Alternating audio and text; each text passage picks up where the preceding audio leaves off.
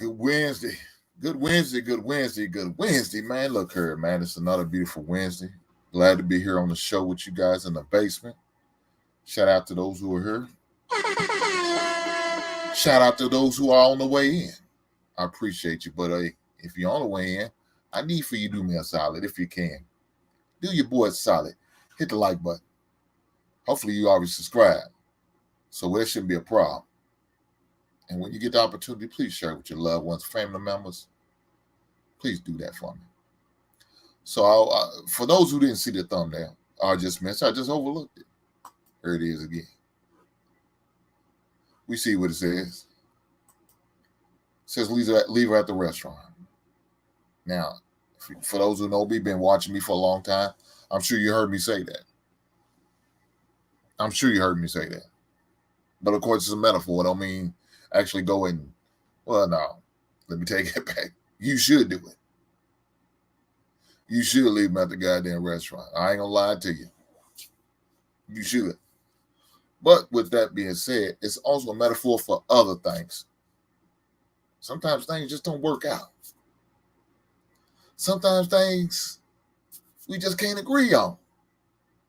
So when that relationship's getting toxic, getting bad, getting unbearable, yeah, you need to let it be gone.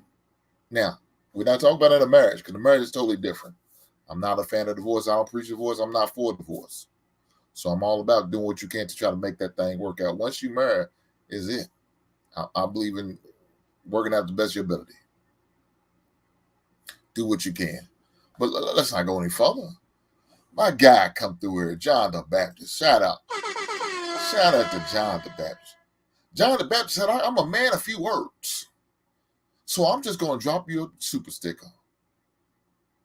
Right on to my big brother, John the Baptist. Man, we was on another panel earlier. This might be risky. Shout out to Ham. Happy birthday to brother Ham. If y'all didn't have the opportunity to tap into that brother, man, good brother, man, you won't be disappointed if you go over and check that show out. So definitely do that. John the Baptist, you didn't have to do that, though, brother. I ain't gonna lie, man. You didn't have to. But you know what you did? You chose to. And I just want to tell you thank you, brother, for the blessings. Thank you, sir. Greatly appreciate it. But with that being said, man, the logo for Leaving at the Restaurant, the slogan, is letting me know, guys, as you move, as the men you are, as the leaders you should be, as the kings that you should be claiming and moving and acting and operating as such. That's how you should be moving.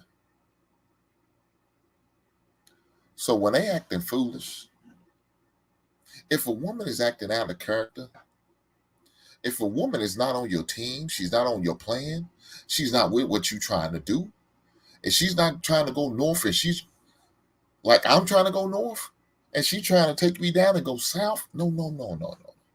That's not what we're going to do. And if that's the direction she's trying to take, that's a problem.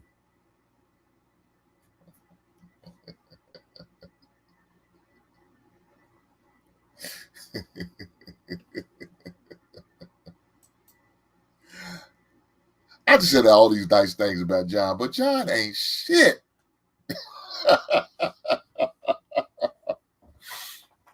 Look at John.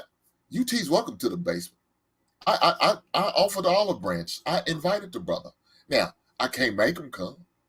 I can only offer the opportunity. That's all I can do. The brother seemed like he needs some good conversation. Hey, I'll be more than welcome to help the brother out as much as I can. The back and forth, I'm cool with it. As long as we keep respectful, and I think we can. I think we showed that on the show. We, like I said, on Hamp show we did earlier, on his birthday show.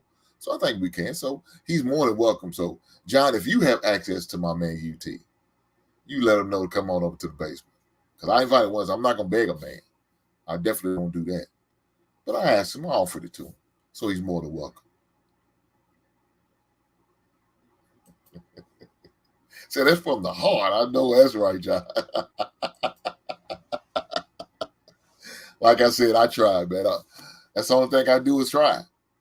Everything else got to follow him. So the brother's more than welcome to come on through and hang out in the basement with me and chop it up for sure. Chop it up for sure. You know what I like to do on my little pre-show? Before I come on, man, I kind of try to relax. You know, I try to play some good music. You know, to set the mood, right? I'm more of an R&B guy. I ain't gonna lie. I'm more of an R&B man, more so than rap. That's just me. That's just my thing. But with that being said, it is what it is. Well, I tell you, come on, guys. I know what you meant, but we got to get my name right. It's right there. Come on. It's right there. Come on, guys. Average man, I appreciate you coming through, my brother. So I like to, get the little pregame. You know how you get, look, back in the days, before games, I listen to music. You know what I'm saying? I have my music playing. I'm jamming up. But everybody else listen to some heavy metal, some rocks. One dude's listening to country. Brothers, we listen to rap. Man, I'm in there listening to the Jackson 5. I ain't gonna lie to you. I'm listening to some good R&B music. But I'm about to go in and bring the goddamn Rodales. That's what I'm trying to tell you. I'm like the calm before the storm. I ain't have to worry because I know once we get out on that field, they're going to get all the hype music. They're going to be playing it during warm-ups. We playing it during the pregame and all that. Yeah, Ron, I'm telling you. Ron, I'm telling you. Yes, R&B before the game. Because I look, R&B calms me down, right? Because I was that guy, man, who's, man, I'm ready to go. But I know I can't get myself overexert myself. You know what I'm saying? So I had to do those things. I was that kid. I was that young man. Yeah. College, same way. Look, we got it blaring all the way through through the locker room. So there would, but I had, in college, I had my Discman, right? I graduated from my cassette player in high school to my CD player in college. But we playing CDs. My man, we done hooked up mixed CDs. My man's a DJ. He hooked us up with a good mixed CD. So we playing it, you know what I'm saying? So we jamming it all the way through. But I knew once I come in with that common spirit, I'm good. I'm in a good place, right? I'm fine. I'm good. And so that's what I would rock out to, man. I ain't gonna lie. I still do it now. So, I'm gonna give you a little sample of what I was listening to. See, I'm old though, you know what I'm saying? I'm 1975, June 15th, 1975. That's when I was born, but I was banging out to time and time again. This time I'm gonna win. Turn that bitch up. You turn it up. Things ain't right. I'm losing again. Takes a fool to lose twice. Hey. Start all over again. Think I better let it go.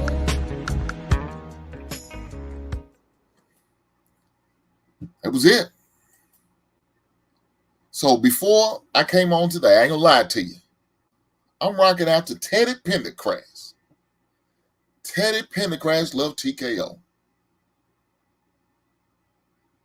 I'm listening to the words, I'm feeling, I understand. I'm going through it. I understand what he's saying. Taking the bumps and the bruises, all the things of a two-time loser. Tried to hold on. My faith is gone. It's just another sad song. I think I better let it go. I ain't gonna lie. That's what I was banging out. But guess what? I had to. Because this topic I'm talking about tonight, it warrants. Now, fellas, I know every time y'all got into a relationship, it was always good. Y'all never had no issues where y'all had breakups or makeups. I know y'all never had those issues. But I ain't gonna lie to you, I have.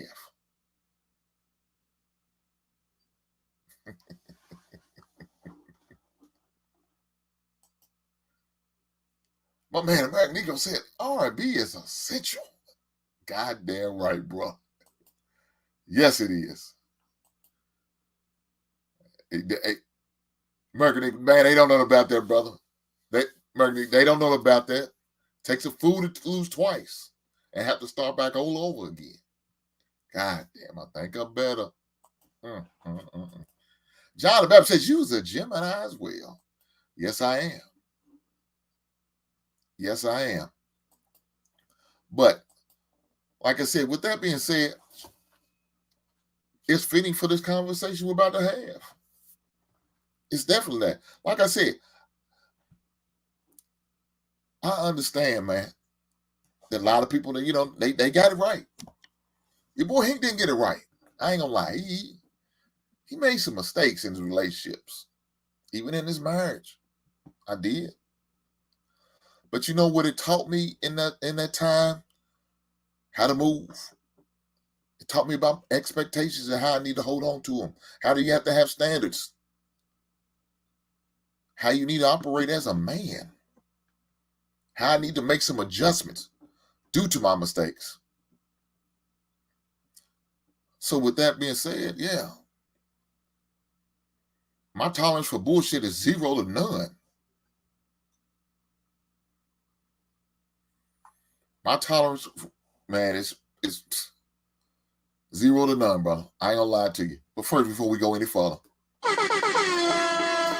shout out to American Negro. My brother came through with the $4.99 super chat. He said, I'm on board, he. Right on, my brother. But American Negro, you don't have to do that. But I appreciate the blessings. I appreciate the blessings, my brother.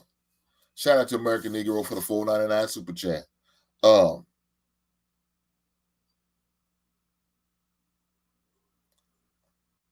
You learn a lot. Life's gonna teach you a lot. Life's gonna humble you. Life's gonna force you to make some decisions that you may not want to, because that's what life does. And as men, we got to live with it. We don't have that soft place to land, that quiet place to lay down and cry and fold up in. No, you really don't. Why? Because you're going to be looked at as weak, soft. And us as men, we know that's the worst thing you can tell a man is he's soft. Shit, that cuts to the goddamn heart. So we always got to be strong. We always got to be on our 10 toes, standing up upright. We can't never be down. We can't never take a knee. Can't afford to. Can't. Why? What are you doing? Man up. Right? Ain't that what we say? Got to man up. Dry them tears. Well, what you crying for? You all right? Ain't nothing but a little scratch. Ain't nothing but a little heartache. Ain't nothing but a little broken heart. So what, she let you down? So what, she seeing another guy? So what, she cheated? So what, she hurt your feelings? Move on. Man, that creates some callous on men's hearts. Please believe it, ladies. That created some calluses on men's hearts, because that's how we moved and that's how we operated. We start to feel it to the point we had no feelings. I was like that for a while. I was angry. I was, what y'all call it, a red pill raging? I guess is what I was doing. And that took some time. I had to change some shit up.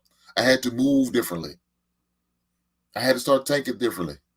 I had to start operating differently, because I knew that wasn't a good place. First of all, it's not healthy for you to be so goddamn angry.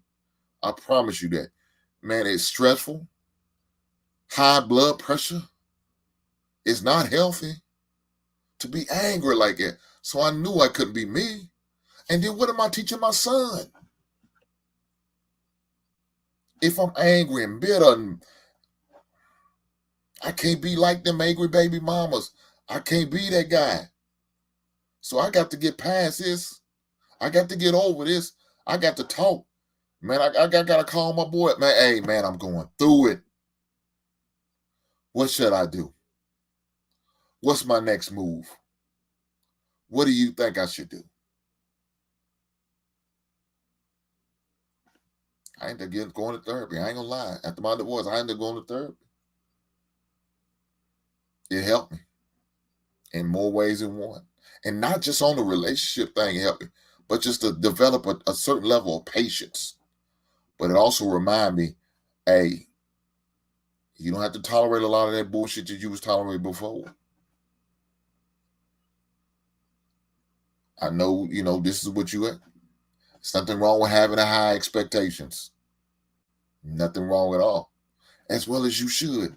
Because guess what? Now my value is a little bit better and higher and more. My income didn't change. So my standards have to change. My outlook has to change, because financially, I'm looking at things differently. I got way more to lose and a whole lot for a woman to gain. So now I got to operate in that manner. But I really did. Even when I didn't have a lot, I was operating like that. Why? Because I seen what low standard women look like. I seen what low standard relationships was like. And I definitely didn't want that. I wasn't a fan of them rah-rah type women. That didn't do nothing for me. And some of those women be some of the cutest. They look the best on the outside, but on the inside, they was trash. Yeah, I ain't with that. So I had to make some adjustments. I had to do some change. I had to look like, shit, I ain't with that shit. I don't see how they could tolerate that bullshit. That's not for me.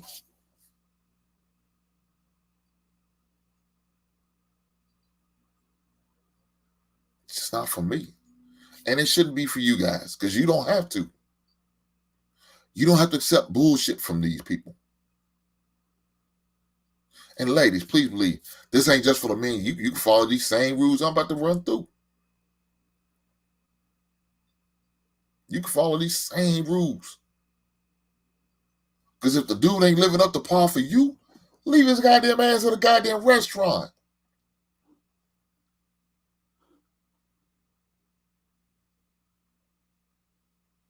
Leave them there.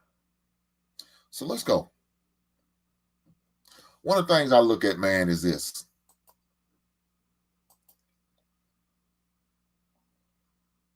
If a woman tries to compare me to another man, oh, hell no. First of all, there's no comparison. Ladies, why would you be comparing your man to another? Why would you do that?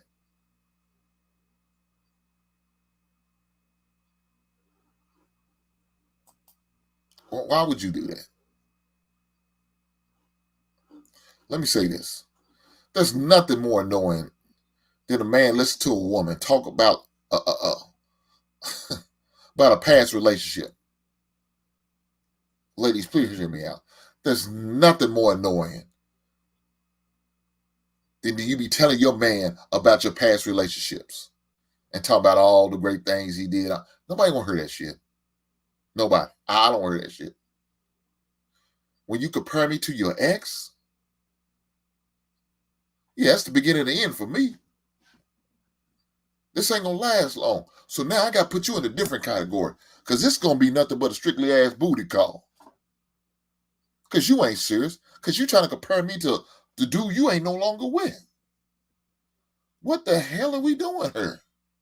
So now what you doing is carrying your old baggage and you're bringing it to my place. No. How about you take that baggage and go throw it in a goddamn dumpster somewhere? Because no, don't bring it here. No man wants to hear about your ex. No man wants to hear about your former relationship like that. And then you comparing us. Well, he used to do it and you do. No, hell no.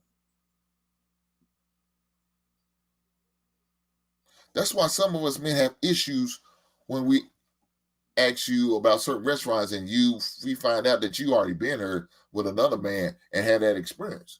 Yeah, that's a problem for people. Now, restaurant, and that's not that big of a deal because it depends on where you're from, where you city. You may not have a lot of nice 5-star type restaurant or nice sit down restaurants. You may not, so you might be limited. So it is what it is.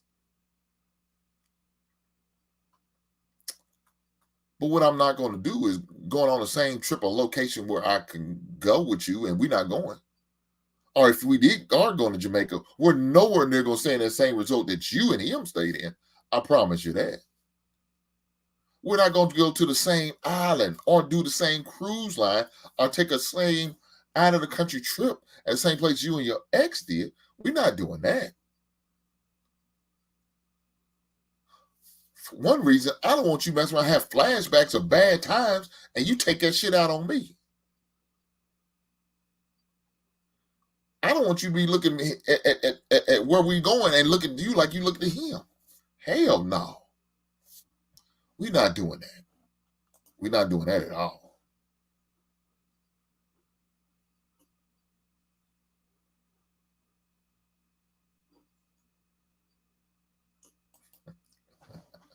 Oh man, Brian said immediate dismissal. I know that. I know that's right.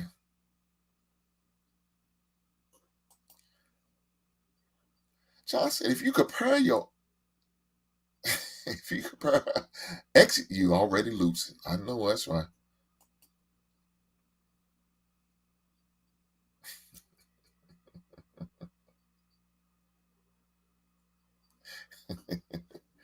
Travel one, yes, it is. Yes, ma'am, it is. But with that being said, ladies, don't compare your current relationship to your ex. Don't do that. That's a really bad decision you're making right there when you do some shit like that. I don't care if you're in an argument, disagreement, whatever the case may be. Don't do that shit. Don't throw that shit in that man's face. It's not cool. It's really not.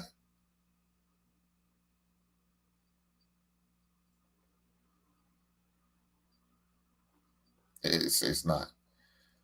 You know,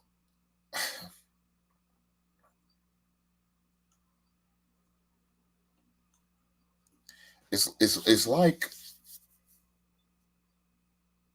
It's almost like, about as bad as you comparing us to your girlfriend's husband or a boyfriend, something like that, and talking about, well, Deborah and them, they got this and got that.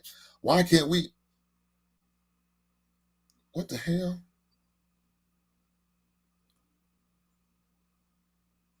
I mean, ladies, if that's what you want to do, what if we start doing you like that? What if we talk about, yeah, my ex, man, boy, God damn, boy, the trick she used to do, man. And I'm looking at you like, why ain't your ass doing any of these goddamn tricks? You be ready to have a goddamn fit. You be ready to turn the home up. You be ready to act a fool. If that was the same, if I put that same body on you, like you just did me, compare me to your ex, you would act a goddamn fool. A goddamn fool. So hell no, ladies, don't do that shit. Please don't.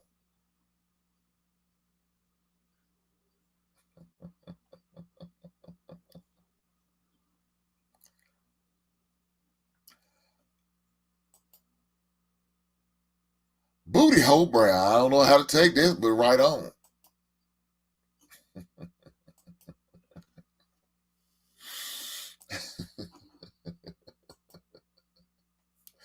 Oh man, let me keep moving. That copy just threw me off, and that's it.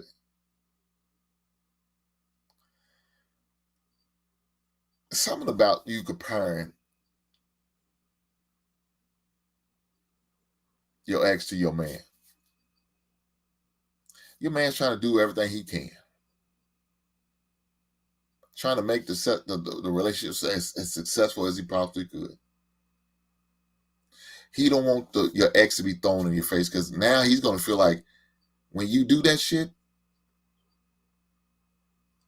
what's the timeline of me for me? Am I gonna be the next ex on the list? Because that's what it sounds like. That's what you pretty much saying. When you compare me to him, because you compare me to him, sound like I'm going to be in that same category as he's in, an ex. No man wants to think like I feel like that. He feels like the time, money, energy he invested into you is going to be going to something good. It's going to be going to something worth being proud of and appreciative of and grateful for. He don't want to be feeling like he's invested all this time, money, energy in you for nothing.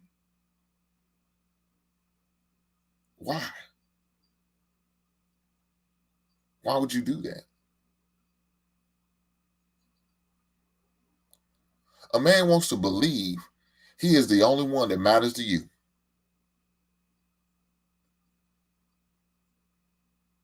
He doesn't want to hear about the previous lover that and this and that, and he wanted to know that what he do right and this what he didn't do enough. No, no, no. Let me tell you this: the most we want to hear about your ex is what happened in your previous relationship that y'all broke up. That's it. Other than that, that's it. I don't care to know about your sex page. I don't care to know about how you and your family. I don't care about that. I want to know, was your ass crazy and he did the right thing by leaving your goddamn ass? That's what I want to know.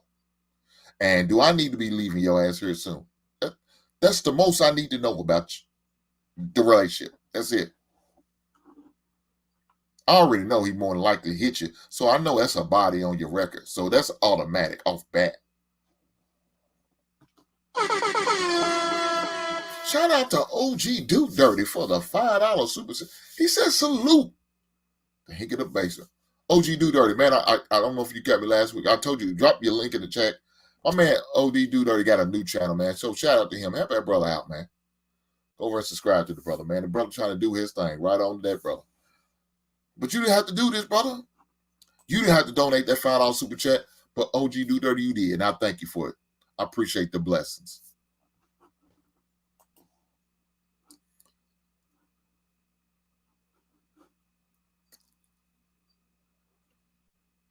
Let me tell you another thing where it will cause a man to leave. I don't want to have nothing to do with the woman.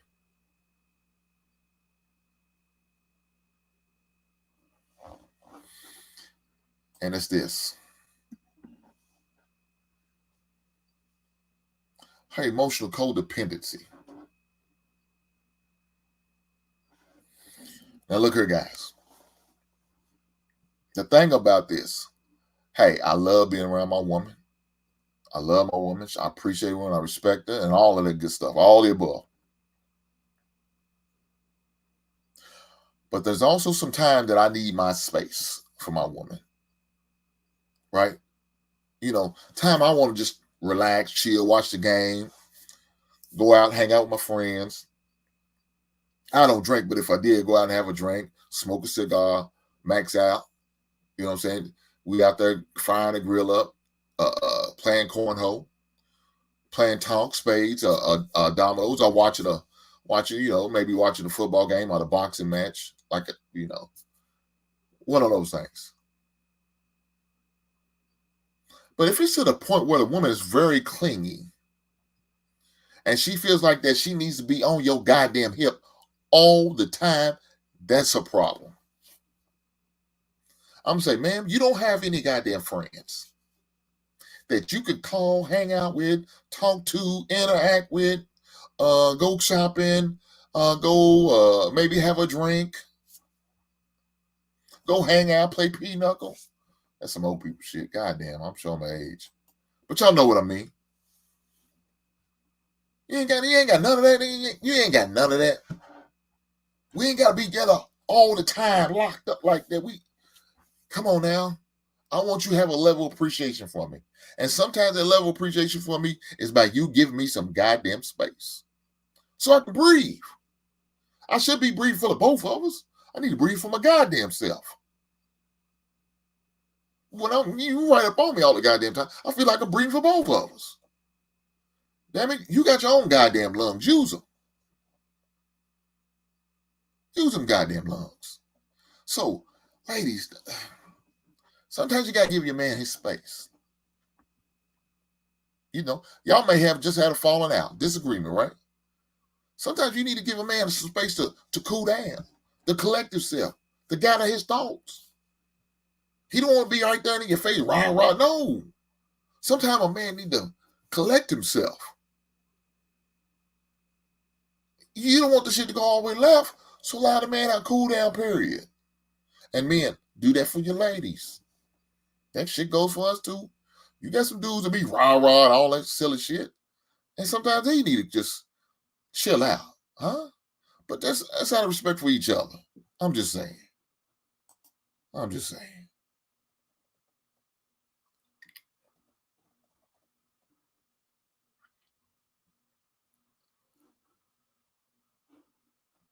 But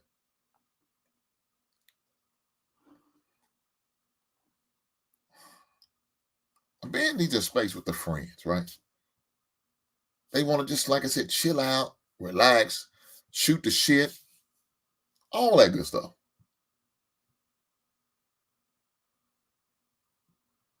A man don't want to be treated like he's a possession or like he has a babysitter. Hell no. Hell no. Ladies, please don't do that.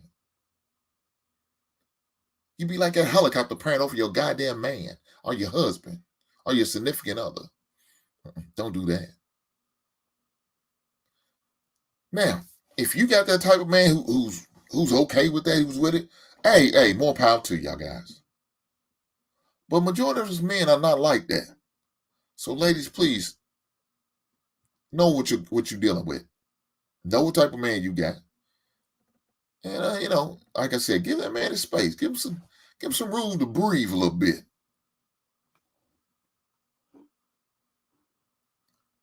Look, I'm sure it'll benefit you in the long run.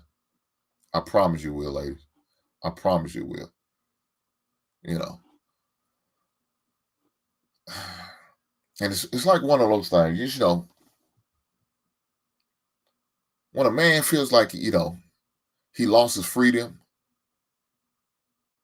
that's not good. That's not good. It's not good at all. He wants to participate maybe in some sporting events, some outings, some social gatherings with, like I said, with his friends and all that good stuff. To me, a healthy relationship regards both people to have their own friends and hobbies, right? You know, if y'all look behind me, shout out to my Funko Pop of the Week, the Wire characters, and my album of the week, SIBO. Well, these are some of the hobbies I like. I go Funko Pop shopping. I go album shopping. Matter of fact, tomorrow I'm going to they having a album what do you call it? Well, it's a big old show, I guess, for vinyl and albums and cassette and CDs and all that. I'm going to that tomorrow. Enjoying myself, taking some time to myself, just relax and go and see what I can see. Maybe catch some deals or something. Some stuff I'm missing from my collection. I'm ready to add to it. I'm gonna do that tomorrow, and just relax. There's nothing wrong with that. And ladies, it's not wrong with your man doing that. Guess what? He gonna be home. He gonna be back. You gonna see him again. And look, the old saying was, absence makes the heart grow fonder. I don't know. Does it?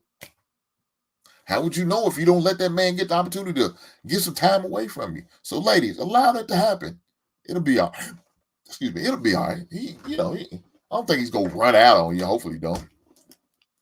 Unless you one of these crazy ass women, we're gonna be talking about. And I'm gonna have to show a video of, and maybe he does need to be running out on your crazy ass. But that's a different story.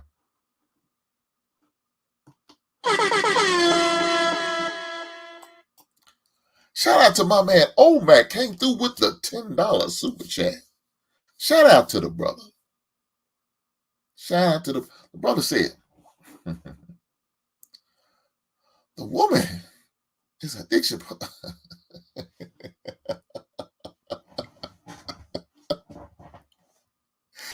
For this white hood, she needs to be real. Men don't want to meet a representative. She needs to also understand that you have a mission and he will lead, not her. If it ain't the truth, I don't know what is. Shout out to my man Mac. I was having a conversation with Brother Mac. But Brother Mac, I appreciate the $10 super chat. Brother, you didn't have to do it, but you chose to bless me. And I appreciate it. Thank you, sir. Thank you. I was talking to the Brother Mac, man, a little bit earlier, but I'm going to definitely get to that. But I got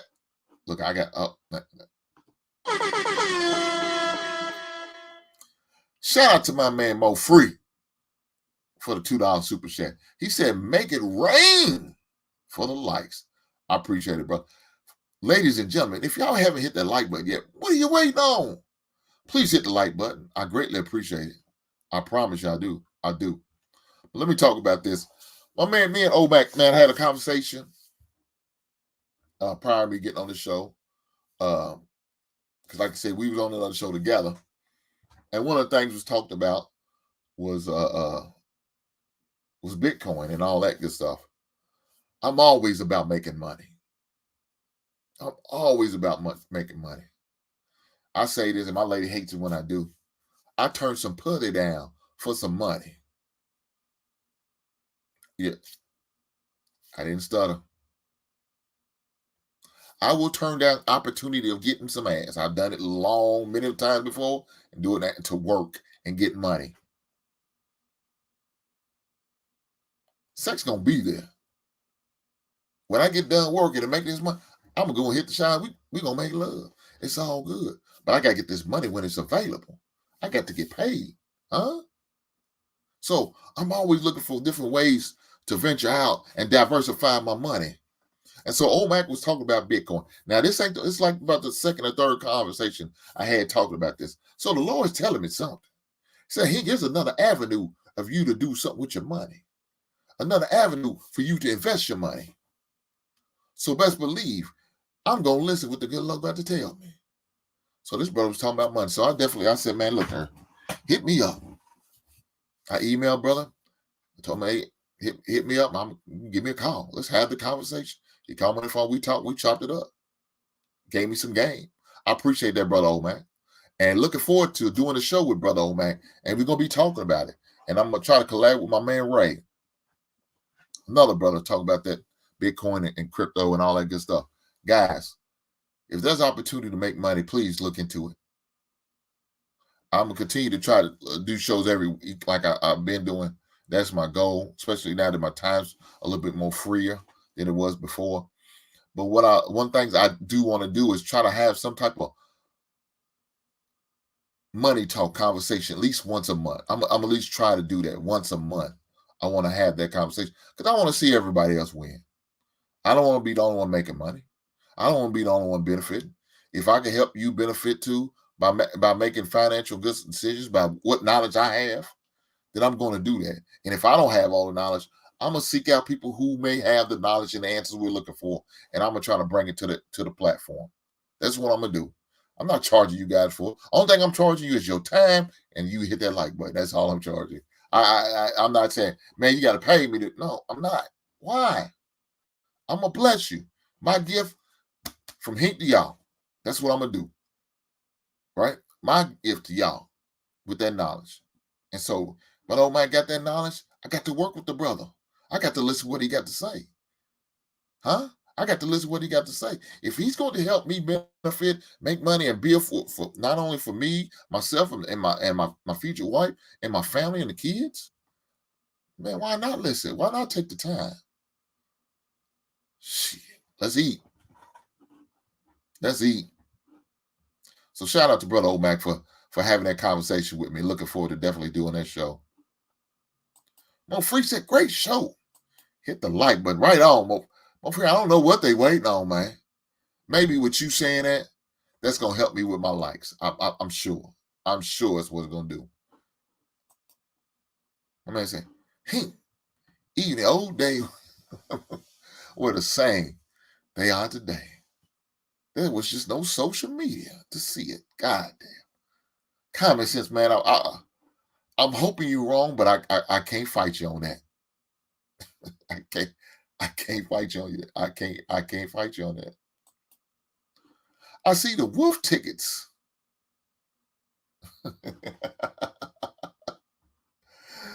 I see the wolf tickets. Playboy go dirty. I know as I do dirty.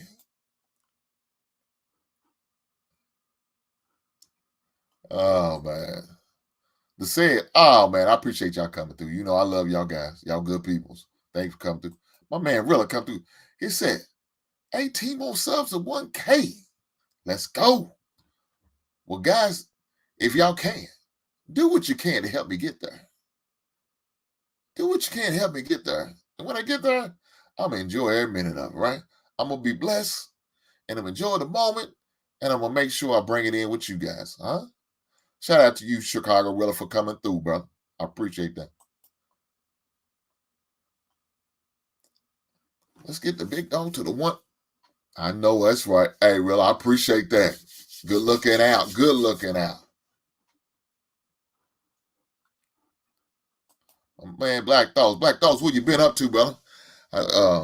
He was also on a Hap show the other day. It was good to see the brother. I ain't seen him in a while, so you know he was out there working, you know, doing God's work, getting that money. I know that's right. He said every man's supposed to turn. I know what you meant. Turn money down for money. I know what you meant, though. I know what you meant. Somebody said, "Well, it depends."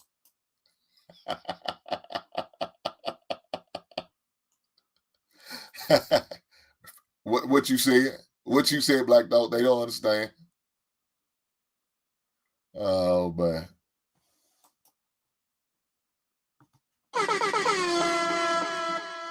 Man, shout out to Black Dog for coming through with the $2 super chat. Brother, you didn't have to, but you chose to bless me, and I appreciate it. Thank you, my brother. There's a grown man choosing over money. Yes, it is. And guess what, Black Dog? It's going to be that brother's downfall.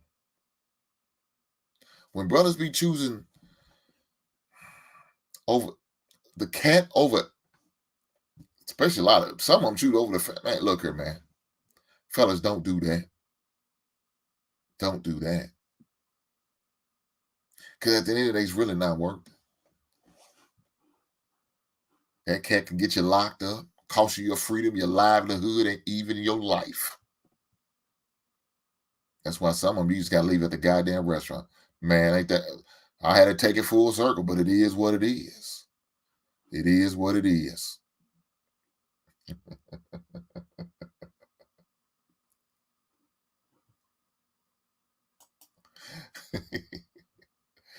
That John, he said, I'm poor, bro. It's my last $2. Well, look here. But if it's your last $2, you keep on clocking in so you can get more, brother. I appreciate you though. I promise you I do. But he said it's my last $2. I know that's right. But the next thing is, man, look.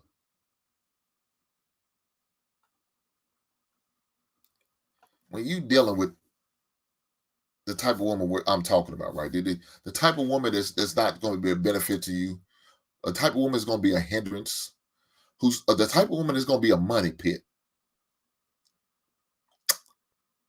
Yeah, you need to be looking to separate yourself from those type women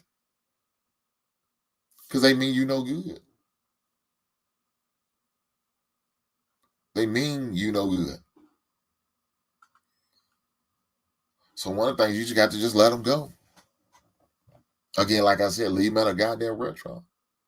Be done with them. But when you're done with them, you got to make sure you stay in frame. And when I say stay in frame, you got to stay in frame with your decision.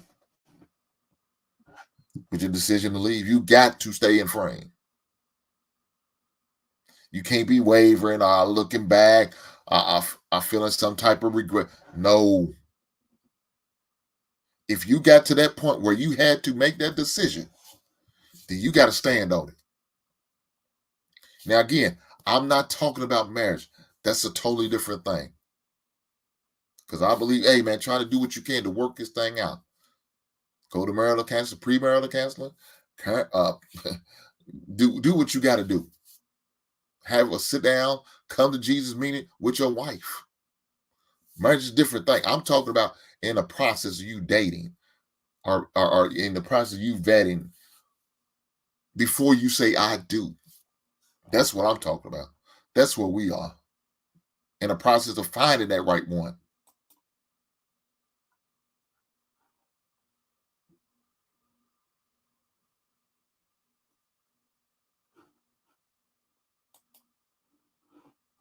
The only question is, for those in toxic relationship, how and when should they throw in the towel and leave? Shit. Let me tell you this, leave as soon as possible. If you see them individuals moving in a way that's very inconsistent to what they talked about or what they portrayed or what they shared with you, you need to leave. If you see this individual become abusive, whether it's physical or emotional or financial, you need to leave.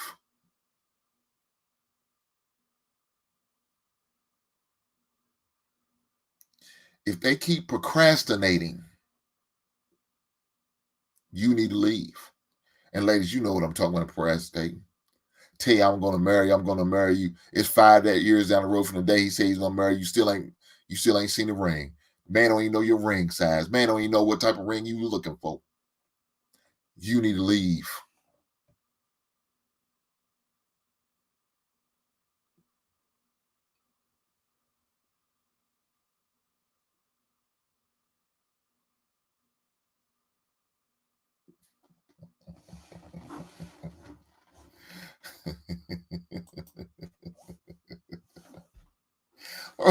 Almost a what? Okay, you two know at the milestone what you gonna do when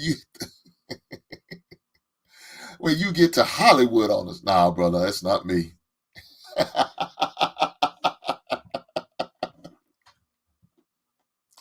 I'm back in there. You know how some of these ladies talk about they financially abused. I don't know how that's possible or the case, but it had to be talked about because it's out there, right? No, you should throw in a towel before the wedding day. Right on, John the Baptist.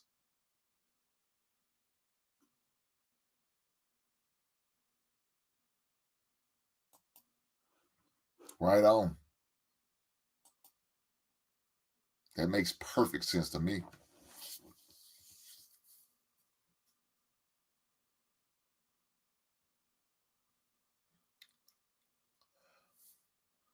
But when I'm talking about you got to stay in frame on your decision, you got to. Don't be looking back and doing this and don't. Because more than likely it won't work. Now, look, you got some situations where, hey, maybe it does.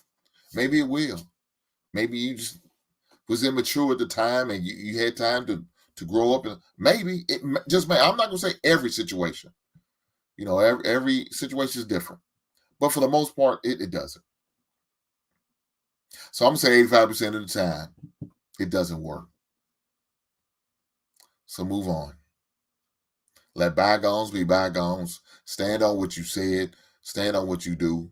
And hold frame. Like I said, when you leave, be done with it. It's called a breakup because it's broken. That's why they call it a breakup. I mean, you're at the point of the end of the relationship that you have probably made attempts to for you and your lady to change the problem or fix the problem, but it just didn't work. Now, hopefully you did that. Hopefully you tried to do everything you can to work through the issues. Hopefully as soon as you have your first argument, you ready to throw your goddamn hands up and throw the towel. No, I don't agree with that. I don't agree with that at all. I believe in at least attempting to put that work in, especially if the woman shows a lot of potential or the man shows a lot of potential and shows a lot of good qualities about them. It may be worth fighting for, right? But you have some situations, yeah, you've seen the red flags, but you kind of ignore them because you feel like, no, she would never do it to me. Oh, she did it to him. Oh, she did it to her friends or her family. But no, she ain't gonna do it to me because she loved me. I give her that good D, right? I do this, I do that. As soon as you have a falling out, she rolling her eyes, popping that neck, head leaning to the side. Fella, don't act like y'all. I know all of y'all ain't never had it. I know. Most of y'all never had a ratchet ass girl. I understand. But be the first one talking about how them crazy girls be having the best kitty cat, huh? Them ratchet ass crazy girl got the best pussy. Oh, so you know about what I'm talking about. You know exactly about what I'm talking about. Come on now.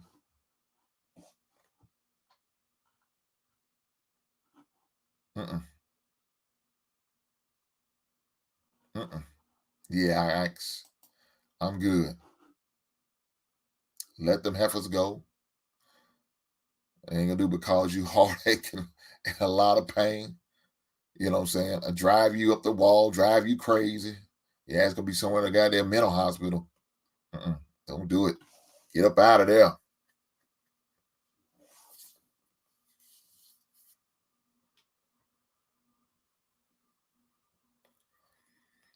If you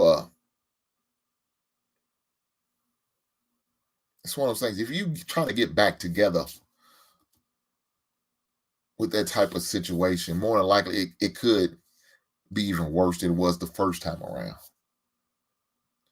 Why? Because now they're gonna be looking at you sideways. They're gonna have very little to no trust in you. They're gonna say, well, why do we get back together? And they're gonna feel like maybe you just started used him because another relationship didn't work out the way you thought it should. And so you feel like, well, at least I can go over here and I at least got something I can, that's reliable, not consistent, but all in the same aspect. They looking at you sideways. Yeah, it's not worth it, man. Your best bet is just to get up out of there. that relationship is that toxic to that point, don't even look back. It's too many women out here. Now, again, you got to put out some, you got to do some work. You got to do a lot of work to decipher through the bullshit of these women. It's a lot of bullshit out here too. Now, there's a lot of women, but a lot of bullshit ass women. You got to put some work in. You got to put some serious work in to decipher through the bullshit that they out there selling. They out there trying to pawn off on you. Yeah, you're going to have to in order to find you a real one and a good one. But I promise you, brothers, it's well worth it when you find it. Look, when you find a good woman, man, it's something about them, right? It's something about them, man. Now, I ain't going to keep on preaching. I know y'all already know. Y'all got your one. No way y'all would ever, go out and get you a bad one because y'all 6 figures, high value dudes. Always, I know. I already know how you move. So y'all would never go out there and pick a crazy, deranged, well, like that chick from Thin Line Between Love and Hate. I know y'all not picking those type ones. Y'all too good for that.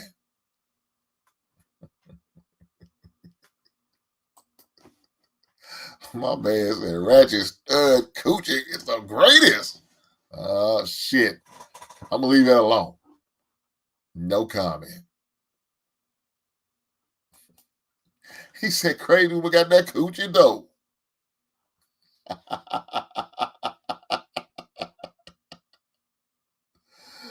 Oh shit. My man says, "Ooh, you crazy? Hell no. Take your clothes off. It's gonna enjoy. I'm good. I know that's right. McNulty said, Hank. That's what Uncle Ricky said yesterday. Was on point. Ain't that it? Shout out to my brother Ricky. Shout out to my brother Ricky. Yeah, I can't do it, man. It's not worth it. So move on, man. But you know what that means, right? It means you got to cut all contacts.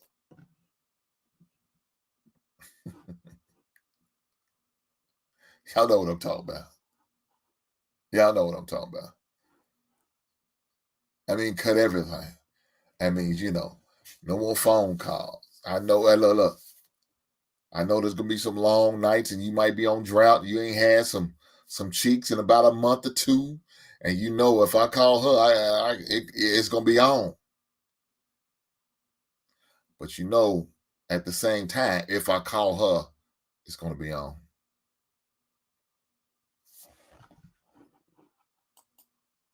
So you got to cut all contact, man. You got to let her go. That means you got to unfollow her from social media. You know what I'm saying? Can't follow on Twitter. Can't be tapping in on her IG. I don't know if you cats still use Facebook anymore, but Facebook. I don't know if you guys still got Black Planet, MySpace. I'm really showing my goddamn age now. If all that, and let it go. Don't go following, doing searches on her. Don't do that. Let it be. Because we ain't trying to give this woman no type of attention. We ain't trying to give this woman no false hopes. I'm going to go one even further. Try to avoid the places that y'all went together. Try to avoid to go into the same extracurricular activities. Now, of course, if you got kids, yes, nothing really you can do. If they participate in sports, you pretty much stuck kids involved. So you're gonna still be somewhat same circles, maybe the basketball games, maybe the football games, or the cheerleading, or the events. They may play a band, and you have to go to the band concerts. So pretty much stuck on. There's nothing really to do.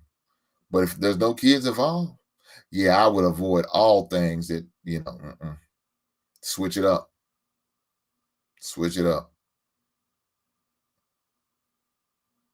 Or try to go to the place, if you go there, go on the days that you know that wasn't none of her favorite days. Maybe she liked to go on the weekend. You go on the weekday.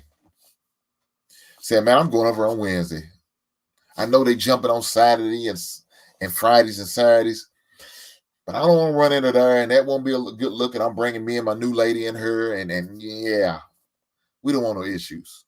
We want to be at peace. We in here to have a good time. And I ain't trying to get into no fight, no altercation, no argument. For what? I'm good. Now, you may act like an adult, but who's to say your ex is? She may feel some type of way. She may be looking at you sideways because your new girlfriend look better than your old one. You doing things that she wanted you to do now. You doing them now with the new girlfriend. Now she feeling some type of way. I'm not going to tell you how I know this, but I do.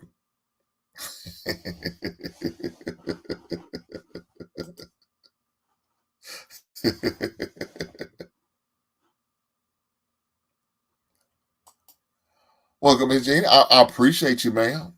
I appreciate you. Welcome. It's been a while, but I'm glad you're back.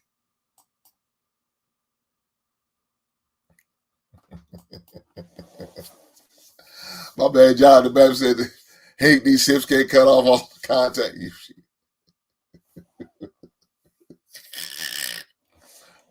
John, you ain't never lying. Let me tell you what's going to happen, John. They're going to get in that drought. You know that, it's going to be dry and Sierra downstairs. They ain't getting no action. They tired of using their hands. Lotion's all gone. They going to look at the phone like, damn. Now they going to start reminiscing, thinking. I remember when we was together, boy, she used to do it, man, like this and that, man. We was here, there, and everywhere. You know what I'm saying? From the bathroom down to the laundry room. And guess what they gonna do it doing, John? Dialing them same digits. Talking about, hey girl, what you doing? I was just wondering if you want to come through and chill, just hang out a little bit, maybe fool around, whatever I say, Netflix and chill. Yeah. Mm-hmm. You know what it is. You already know what it is, John. So you right. They ain't gonna let all them kind of. They gonna hold one or two in the phone. You know what I'm saying? They gonna hold one or two in the phone, just in case drought season hits.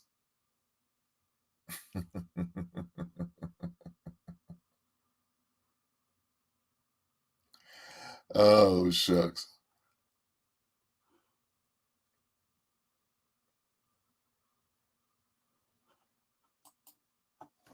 My man said, Dorian, I left soon after my ex didn't want to follow the joint counseling advice that was given to us.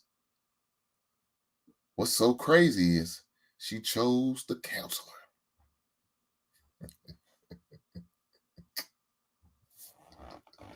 Average man, I can relate. I can definitely relate.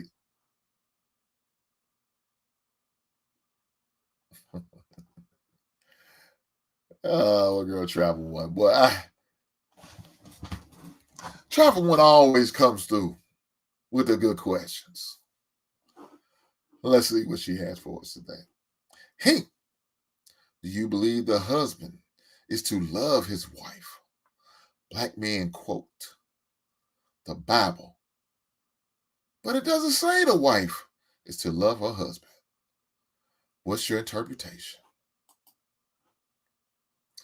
We'll try one. Let me say it like this. You better love me because I'm to be loved. Let me say it for those in the back that didn't hear me. You better love me because I'm to be loved. You understand what I'm saying, Travel One?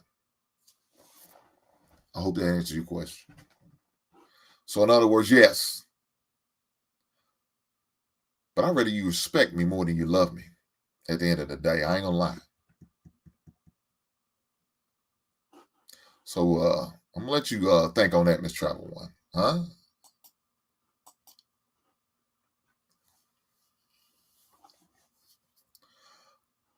Another thing about dealing with that breakup and you leaving that woman at the restaurant depends on how long y'all was together, right? Y'all might have been together for a year or so, or maybe a couple of years. And what I'm saying, you got a lot of time, money, and investment in this woman. But for years you just, you know, let shit slide that you probably know you shouldn't have let slide, right? And now you elbows deep in this relationship. You falling head over heels in love with the relationship. Matter of fact, you went to the point of got that engagement ring for this relationship, but the shit just didn't work. Knowing you probably should have left the way before you got that engagement ring, but it's too late now. So maybe your best bet is you can return the wedding ring, the engagement ring back. Maybe get some of your money back. Take a minor loss. They might charge you a restocking fee. I don't know. Hopefully, you don't have to take it to a pawn shop. That's the worst, I believe. But hey, you may have to. Who knows? But with that being said, you may need to seek some help.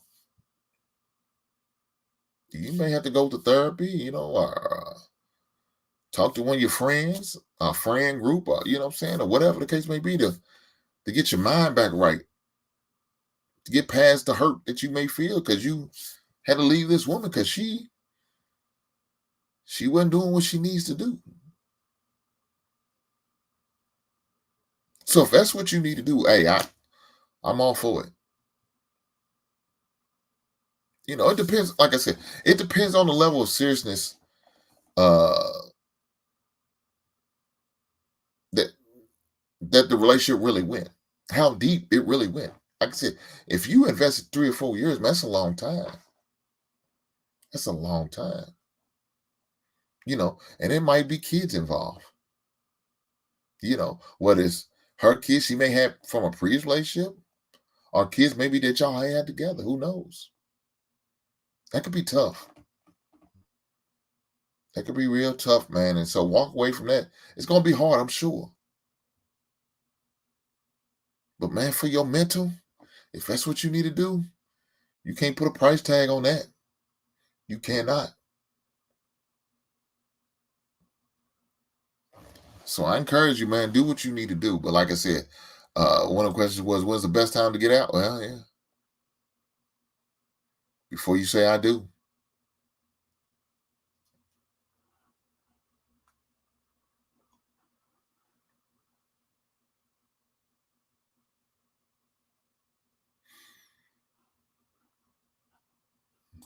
I'll tell you what we're not gonna do here. This whole back and forth, like we BFFs now, you and Travel One. Now we're not doing this shit. We're not gonna keep doing this. Good question, Travel One. Whatever. Well, no damn good question. It was an all right question. The wife is to the wife is called to respect her husband, and when she loves him, that's like icing on the cake. Now I can agree with that. She gonna say thanks, Dorian. Full of shit. You so full of shit. Oh man, my man Rich Exotic said breakups are harder on the man. Shh. They don't realize that. And Rich, the reason why they don't realize that because they don't think we have feelings, right? They think we machines, we're numb. We don't feel anything, but we do. We just deal with it differently than y'all, ladies. We operate differently. We handle it different. We internalize it differently. We get over it differently. Everything is like my man Rich. Shout out to that brother.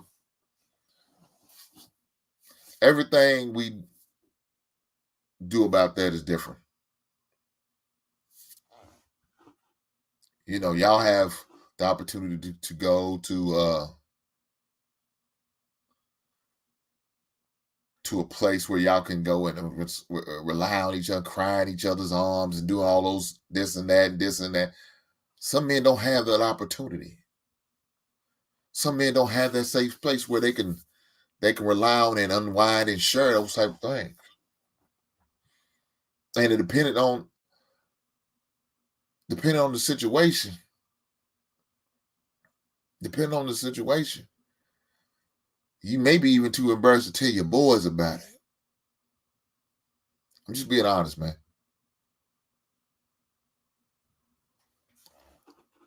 Doris said, leave travel one along, Hink. Thanks for your perspective. Trevor one loves him, Hink. I'm all right. Trevor one ain't that bad, am I? John Baptist said, Hink is effeminate.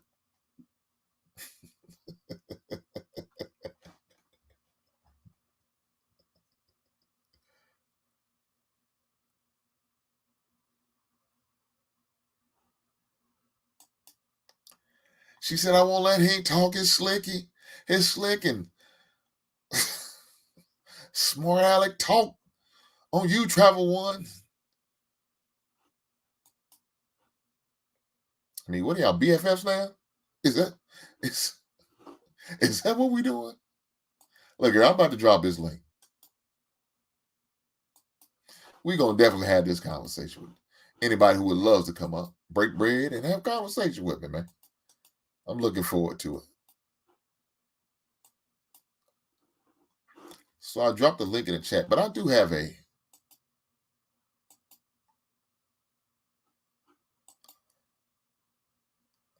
a video.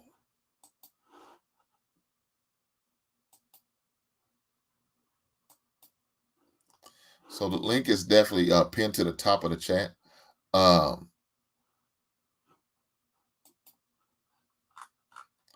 I got a video I want to watch. I mean, look, I'm sure y'all guys seen it before, this video. And when I seen this clip, it's like, damn. That's a harsh reality right there. But before we go to that video, I'm gonna go to this one. I thought it was good.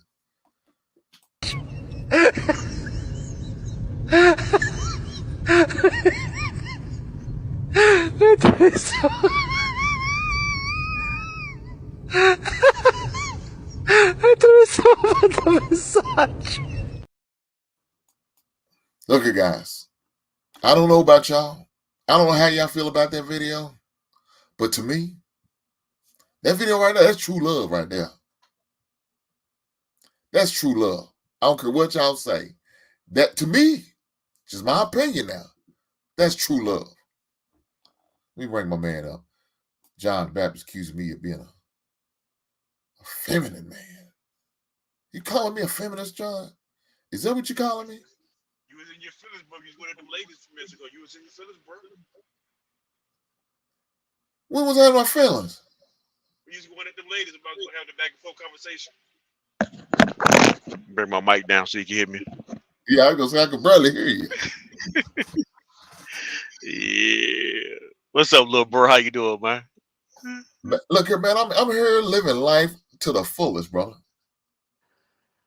Living life to the fullest, just enjoying it. Just enjoying it, waking up beautiful, see another day. It's a blessing, John. I ain't gonna lie to you. Tomorrow's not promised, so I gotta enjoy it every day like it's my last. How about That's yourself? what it is. That's what it is, man. Enjoying it on the road, bro. Making some money. Trying to keep up with y'all lifestyle. Boy, you might have me choking my goddamn water. What you talking about? Hey, you see me? I was out there. I was clocking in. I was, I'm breaking bread, enjoying my lunch. That my beautiful lady that fixed me my leftovers. See, John, you get to eat something new every day. I gotta eat leftovers. I'm not beyond leftovers. I'm not too good for leftovers. I'm a leftover king. I ain't gonna lie to you, John. I eat leftovers about 3 days. They don't get old. Oh yeah. Hey, John, I eat it till it's gone. There you go. and now that my son moved, I got more leftovers. John, you a greedy son of a bitch. John said, I got more. John said, now I went from eating 2 days, now I'm up 3 to 4. I know that's right. Shoot. Oh, man. But yeah, I don't know if you got to see that clip. I'm sure again, ain't that long. I was coming up. I didn't see it. Okay, let me show it again.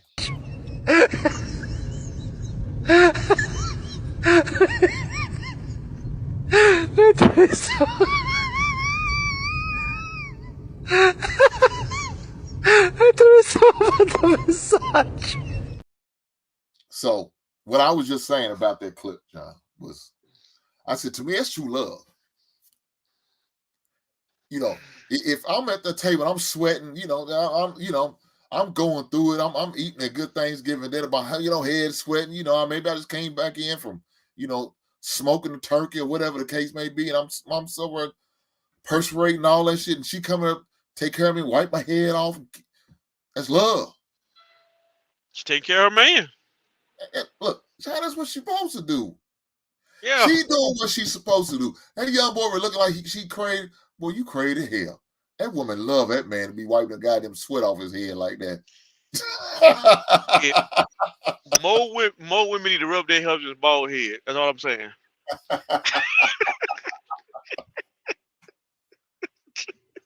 Marriage lasts a lot longer. John, what you saying? I don't know why they don't. Y'all, hey, ladies, y'all heard what John said. Y'all need to start rubbing his bald head. Keep the head dry. Make sure keep that sweat up off that man's brow. That man worked hard. He worked hard. He done clocked in and did 8, 12 hours that day. They wiped the sweat off his brow. Huh? Yeah. Yes. Hey, while that man was there eating that good hot meal, you couldn't tell him shit. That bro was eating so hard he started sweating. That's a hell of a meal right there, boy. What's going on, Marcus? What's going on tonight, brother? Glad you came through. No, but what I was talking about, with the slogan, leaving at the restaurant, John. And like I said, it's an analogy for, just not staying in relationships that's not successful. Like again, I'm gonna say it again. This has nothing to do with marriage. That's something totally different. But I'm talking about pre-marriage, before you get to that point. And if don't be out here just picking up anything and everything, because not everybody's not for you. You know what I'm saying? It's just not. You know what I'm saying? These relationships out here now, man, you got to be real worried. You got to be real leery of what you're dealing with, because you don't know. So you got to definitely pay attention and see what's going on. Yep. Yeah, and if you gotta leave at the restaurant, metaphorically or literally, leave at the restaurant. That's it. Especially, I know you probably meant that metaphorically, but if you deem that she's putting you in harm's way, and before you get emotionally connected to her, cut her loose, man. Good evening, Miss Crystal. That's a must, John. Yeah. Now look, I think. Go ahead, my bad. Go ahead, bro. Go ahead. No, go ahead.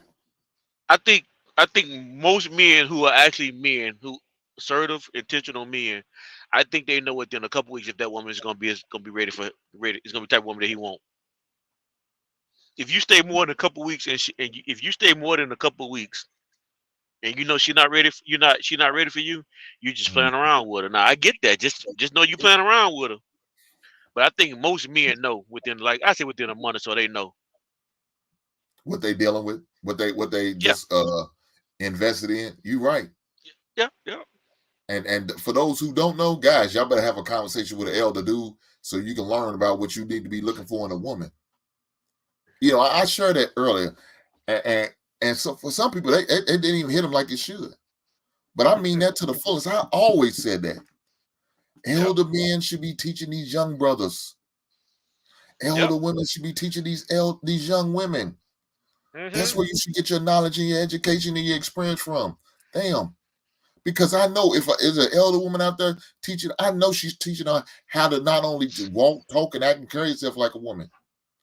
And she's also what to look for in a man, and what to expect from a man, on how to treat a man, Facts. and how a man should treat you.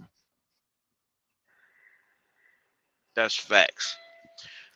That's like what you were saying to your boy today. I mean, I don't think he got it. I don't. He thought you was coming at him.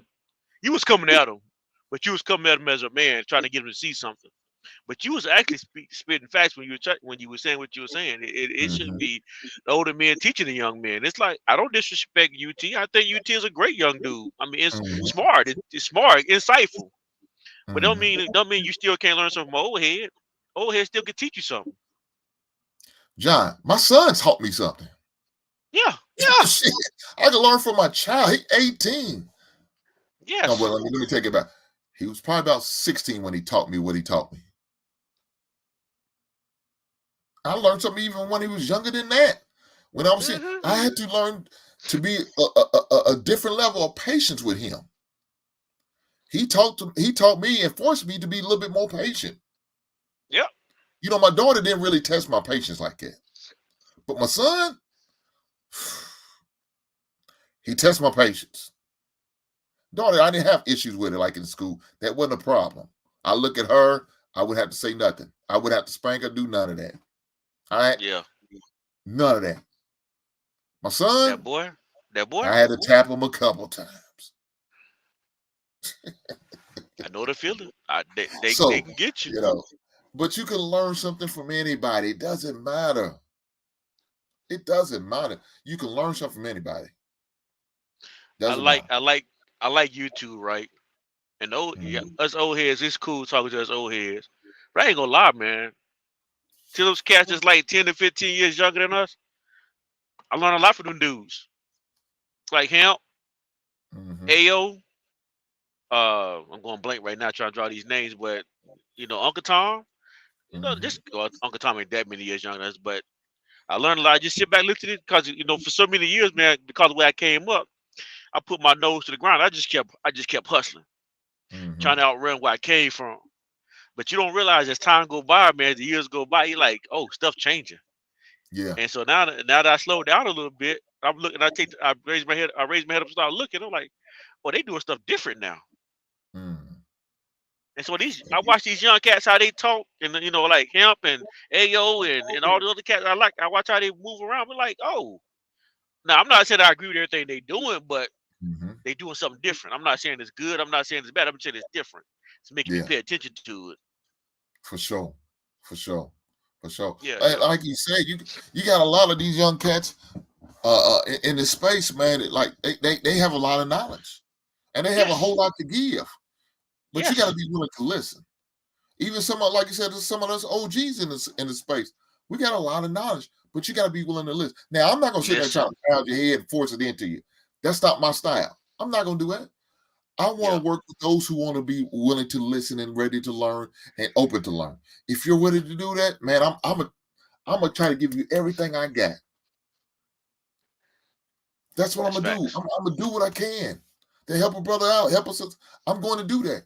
But if you're not willing to listen and be open, yeah, you're wasting my time and I'm wasting yours. It's won't work because you're Yeah. not willing to listen. You know everything. What can I tell you? You know every goddamn thing. What can I tell you? You know it all. Mm-mm. Matter of fact, you know what I'm about to say to you before I even open up my mouth. So I'm wasting my time. What can I say? What do we do? What are we doing right here? What are we gonna do with this? That's So like I'm another lady leave at the restaurant. It's when you can't teach nothing. John, you said a mouthful with that one. Because look here, if I can't do that, then I'm no benefit to you. And when I see I'm no benefit to you, no telling how long this ain't gonna last long because you don't see no benefit in me. You don't see no Yep. value in me. So now you're gonna get to the point where you're gonna be disrespectful. You're gonna be Facts. uncooperative, and I'm not gonna want to fool with you. So I'm gonna have to leave you to the restaurant. I'm Yep. sure they got some dishes back there you can watch. Good luck with that bullshit, because I can't do nothing with you. Nothing. Mm-mm. Nothing at all. So I'm gonna let you be. I'm gonna let you be. You know what I'm saying? Let you lay where you lay. See, we're at that age now. Like it's like I'm too young. I'm too young to sit up and wait to die. I'm too young for all that. Like I'm still got some years ahead of me to do some stuff. But I'm still at the age. We're still at the age where we can pass some knowledge on, Mm-hmm. and then we are at that age where we can receive some knowledge too.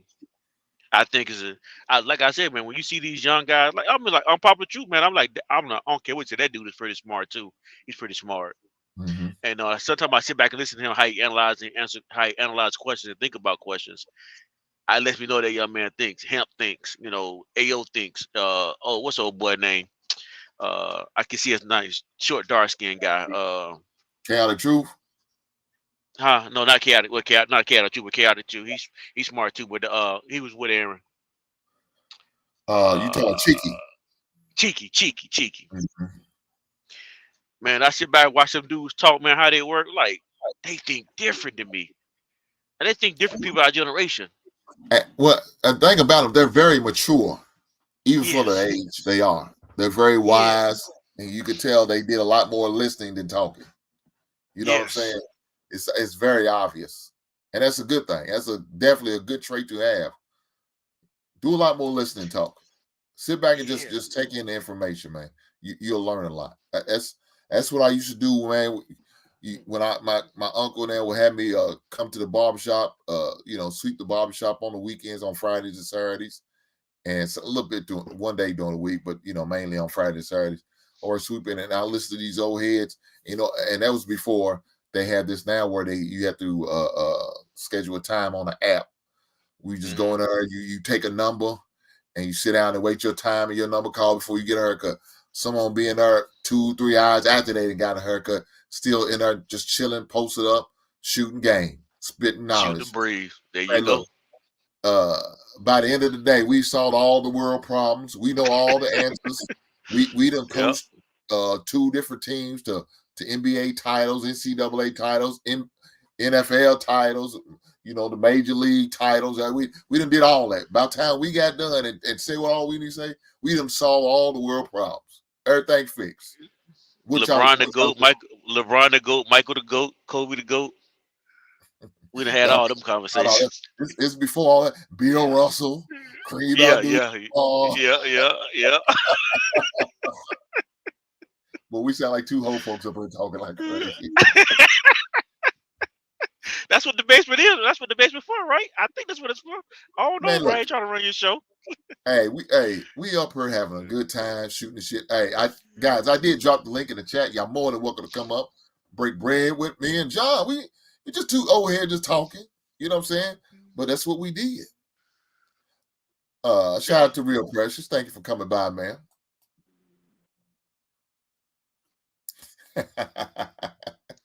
She said he's been in that truck all day working hard. I know, trying to get my head rubbed when I get home.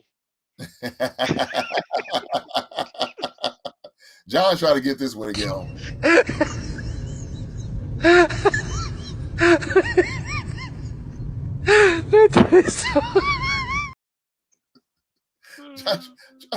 John trying to get his head rubbed down. He wants to know that he's appreciating it when he get home. Huh? Ladies, ain't no wrong with rubbing the sweat off your man's head, huh? If you ain't did it, I don't know what you waiting on. What you waiting on? Court order? You see a man sweating, you wipe his brow. Make sure he good. Oh, shit. But with that being said, I'm going to show this video. I kind of seen this video. It's like, man, it's crazy. It's crazy. But, there's a couple things in this video. So I'm going to show it. Because he can't fix his own plate. Worry about you, man. Hey, don't be going doing that with my sister. You can go on, my guy. No, I don't even know this lady. My guy. You can go on, my guy. Go back to the streets. Please. Like that. I told you these folks don't really mess with me like that, bro. Okay, so I ain't want to throw it anyways. Go on. Why are you acting like that? I don't know these folks, bro. I don't do that, bro. Well, don't start. Let him go. Yeah. He ain't Come on, let's ride. You gonna leave me here? Look why you doing my Say less, my dude. Say less.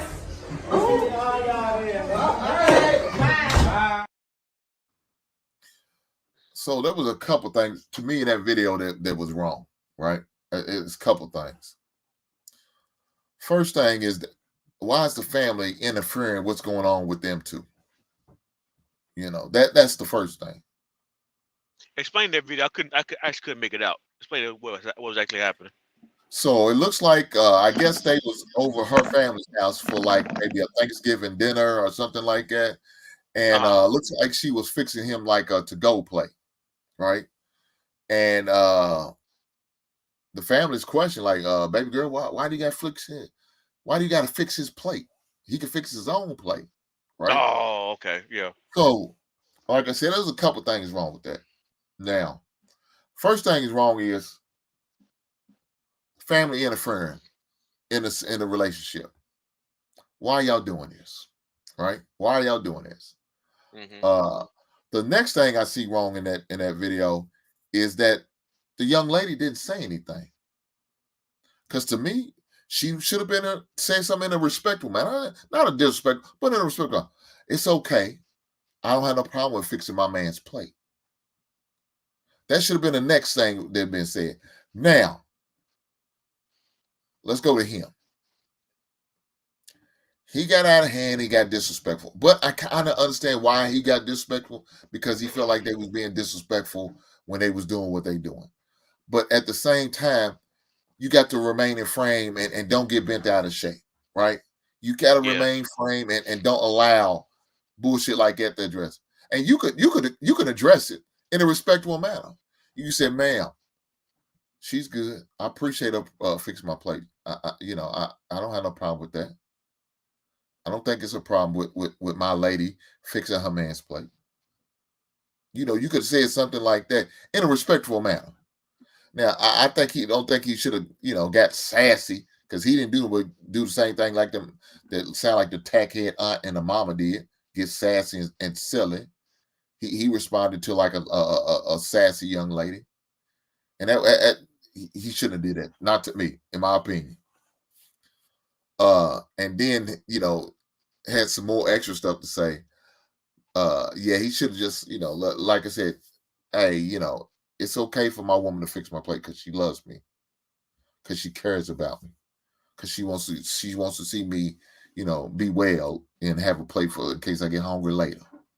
Something like that. You know what I'm saying? Now, even after he said something like that, I think the family was just going too far. But the young lady probably should have put that plate down and left it and went on out the door with a man. That's my opinion.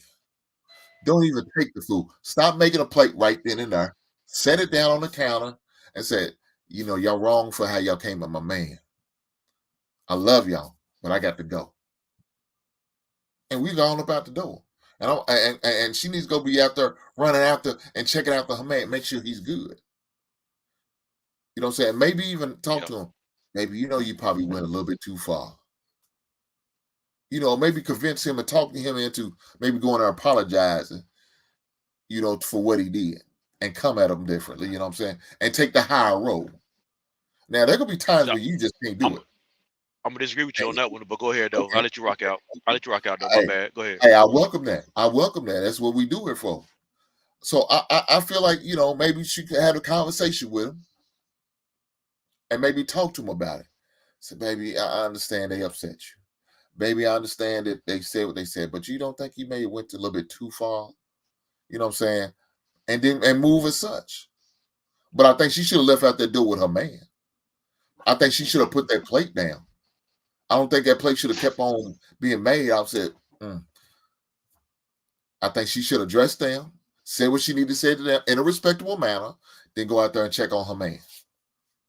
But again, have a conversation outside, because they don't need to be seeing all that, with her man. And then go from there. Matter of fact, I went and had it on outside on the porch. I would say, let's go in the car, let's talk. You know what I'm saying? Don't do it in public where everybody can see. Go on in the car where y'all get some privacy and have that conversation. That's what I would have did. But John said he's going to disagree with me, guy. I know y'all think John's crazy, but he has every right to disagree because I ain't always right. I'm wrong sometimes. No. Let me be clear. I'm not disagreeing with everything you said. I think just that one little section about him being going a little bit too extra towards the end. So let me start off by saying this though. At first, I think what I recognize is that how times just changed. It used to be a time where you would fix every man's plate. The women would fix every man's plate, whether it be your daughter, your wife, or your sister. You fixed every man's plate. Then it went to you just fix your man plate. Now we starting to see videos where you don't even fix your man plate now. So that's one thing. I'm like, just how times have changed, where women no longer cater to men, but they want men to still cater and protect, have the same service that we offer to them. I'm supposed to put my life on the line for you. I'm supposed to protect you, provide for you, give you instruction. Half the time you don't even want my instruction. I can't teach you anything anymore. So the things I'm supposed to do as a man, you don't even want that anymore.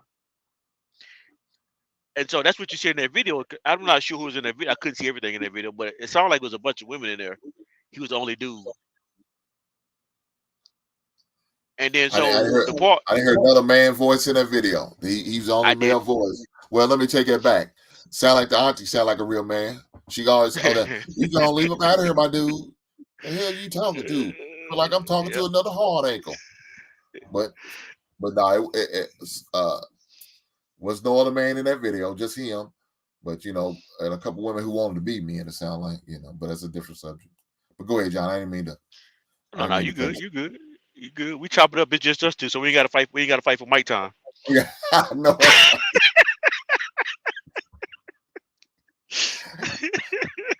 We could just pass it right back and forth. We got it. It's all good. Yeah. So the next thing I know is his demeanor, right?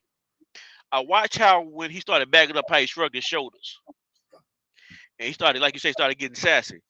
That's the part you pointed out that I like. That you said he should just went outside with it. No, I'm like, no. What he should have did was he should have did more and said less.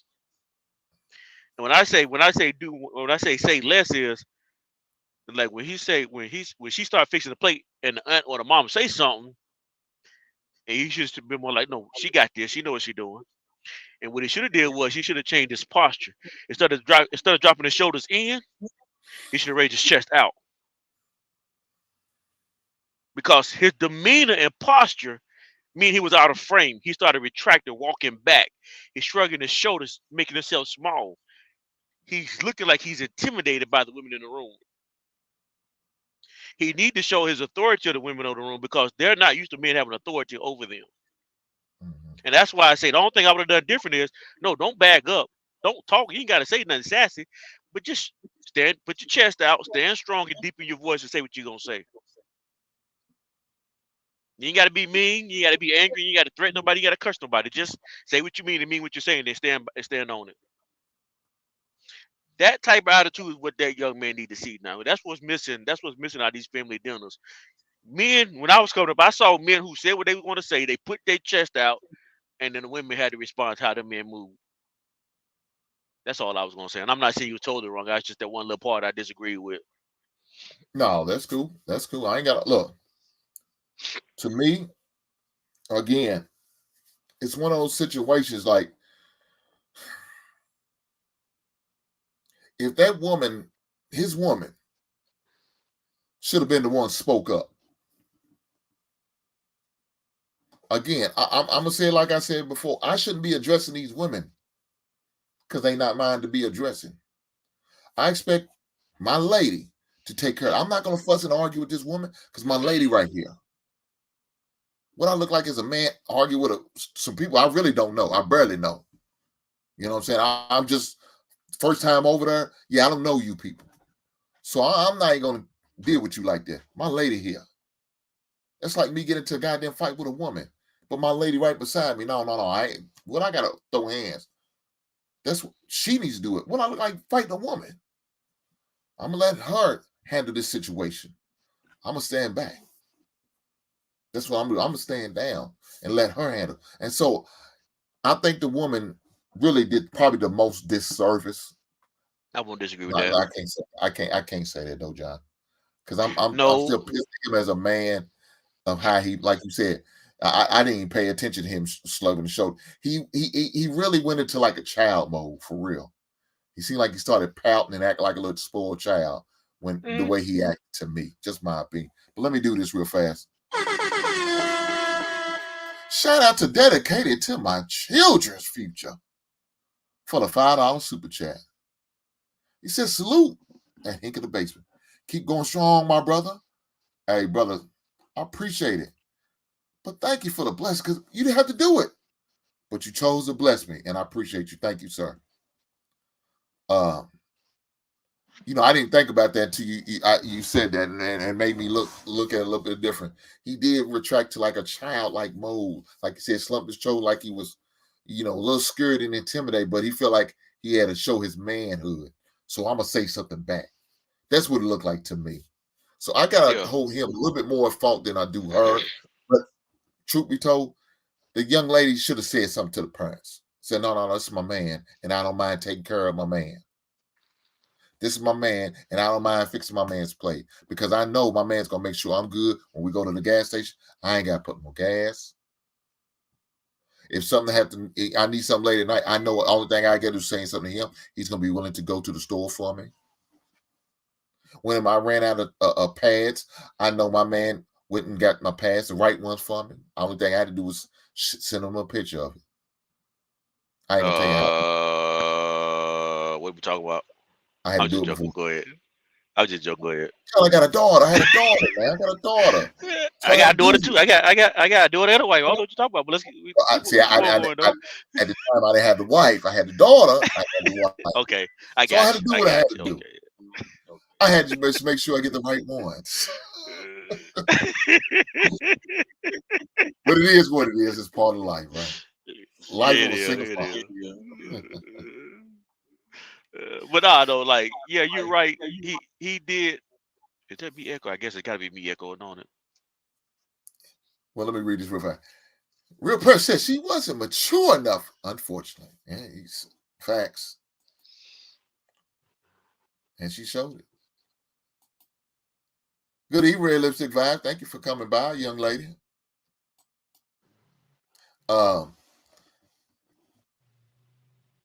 Person, I agree with you. Lack of maturity. She showed it. Again, I thought she could have addressed her parents, her mother, and her aunt in a respectful manner, right? Like I said, keep it always respectful. But she said, no, Mama, I don't mind fixing my man's plate. It's not a problem. I don't mind doing that for him. I love him. That's why I'm doing this. Well, so Now, is it okay? So it's going to force my bad, them go to get ahead. back in frame. Okay, well, hey, that's none of our business. But as wretched as they sound like they probably still have some extra bullshit to say. You know what I'm saying, John? Just to be in, maybe just reading into it. They sound like they would probably got a little silly. Nah, girl, you done for doing it. I would have never did that like that. I see like some shit they would So say. so my aunt, she's about 9 years older than me, right? My wife's aunt, and I can always tell you, and I won't tell you everything though, but she's one of those strong, independent women. But I can tell you, every time I go down there, we go visit my wife's family. She won't do that. She won't do that in front of me. She fall back, and it's been like that since we've been married. I got married at 21. She'll tell my wife, "Go fix that man plate," and my wife falling right in line. And my wife always fix my plate. She had to tell my wife to do that. She always done it. But that's the thing I'm trying to say is like it's in that video, that lady, that little girl, I'm not sure how she was. I'm just saying that lady because I don't know if she's a little girl or not. She hasn't been trained to think like that. So when that situation breaks out, she hasn't been trained, and that young man hasn't been trained. They haven't seen men move like this before. So I don't expect her to do any more than what her aunts taught her, or what the women in that video taught her. I don't expect him to do no more than what he did because he don't know no better.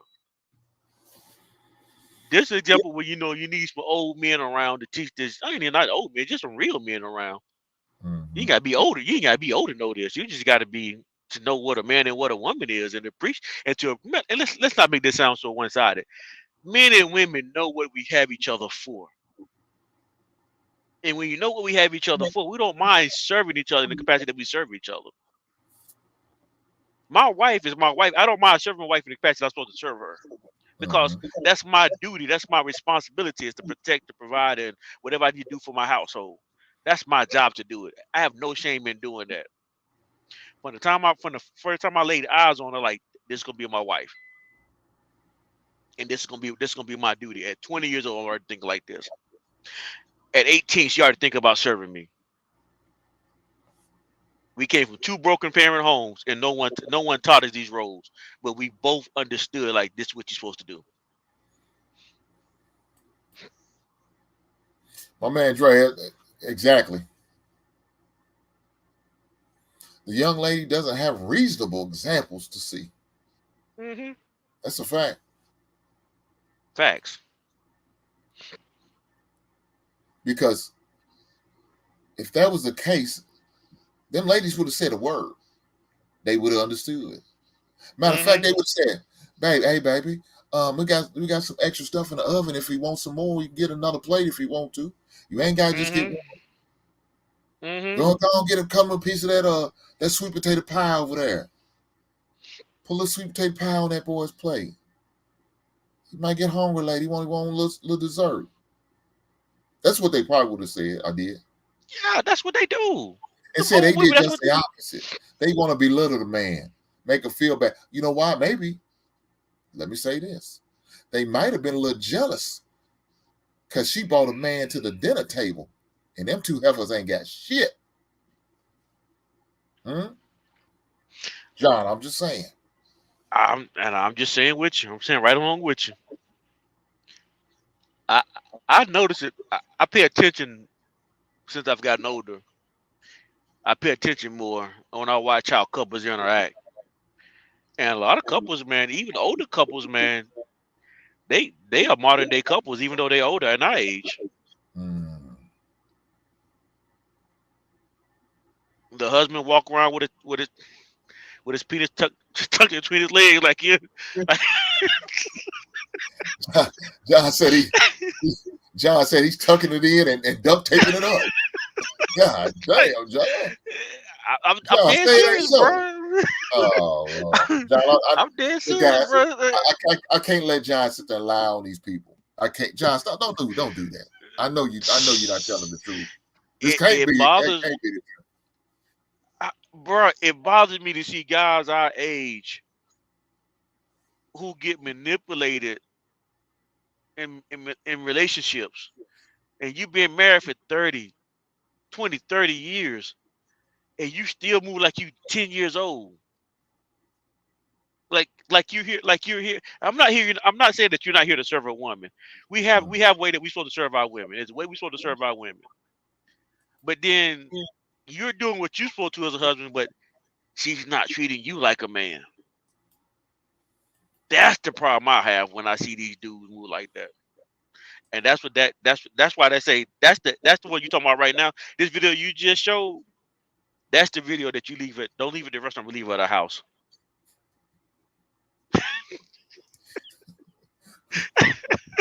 turn it back over to her mama. Give her back Yeah, to her yeah. mama. Yeah. So, you know, when I see stuff like that, I'm like, man, I think about how my son. It was funny, the situation he had to deal with, and his girlfriend gave him flowers. He didn't know how to act.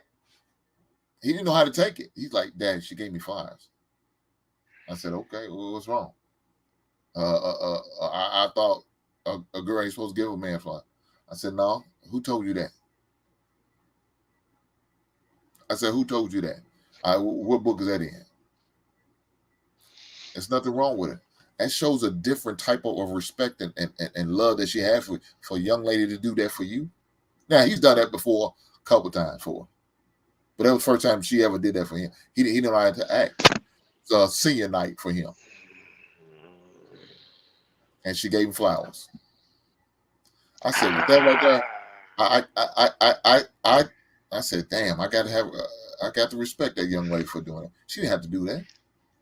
Okay, you gotta Come on, John. educate me on it. John, don't do that. Don't do that, John. Here we go. You got to educate me on this. You got to educate me John, on it. John about to I'm go. not gonna.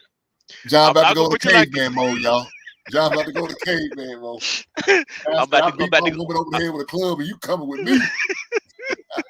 I'm about to go back to 1974, bro. I'm about to go back to 1974. I see. John about to go today. He came out the woo. This ain't how we roll, guys. No. Okay, so before I go in, I'm gonna let you teach me first. You might say Okay. something that you might see a different way than I see it. So I'm gonna take the opportunity to learn why you think that's okay. We always said there's nothing wrong with a man getting his flowers, right? Figuratively, but go. Yes. So what's the difference in figurative and literally to get a man his flowers? Because that's exactly what we get. So now she's showing a level of appreciation. She wrote a card and shared everything that she liked about him. I was surprised. Like I said, I didn't. I said, man, I give her props. I can respect that from coming from a young, because like I said, she's 17 going on 18. She maybe just turned 18, but they was both really under 18. And for someone that young to do, I would never seen it. I never thought that way.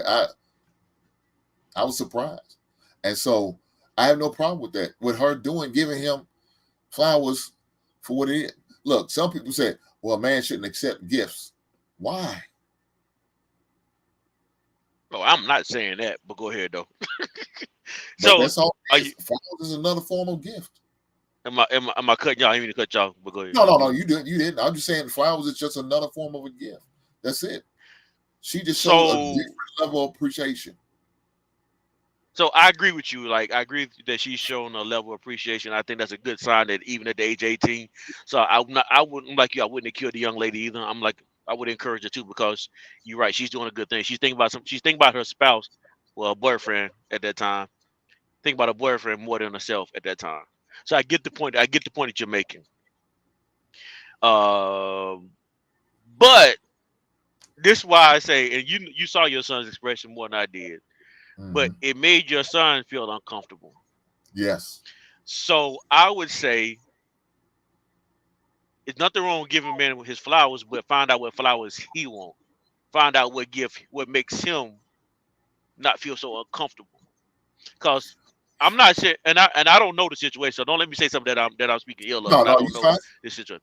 So what I'm saying though is like, so maybe at that time he would like enjoy the wallet more, or a hammer, or some tools, whatever his flower may have been. But a flower with a card with some notes written on it, that's something we would do. That's something that women would enjoy. Me as a man, I may be speaking as a Neanderthal, but don't give me no flower with no cards. I mean, I could take a card. I take a card before I take flowers, but that's just me. But I understand what the young girl was doing. John got his goddamn club, and he clubbed his own back heads and woman. He like a cave, and he drug it to the house, and you coming with me.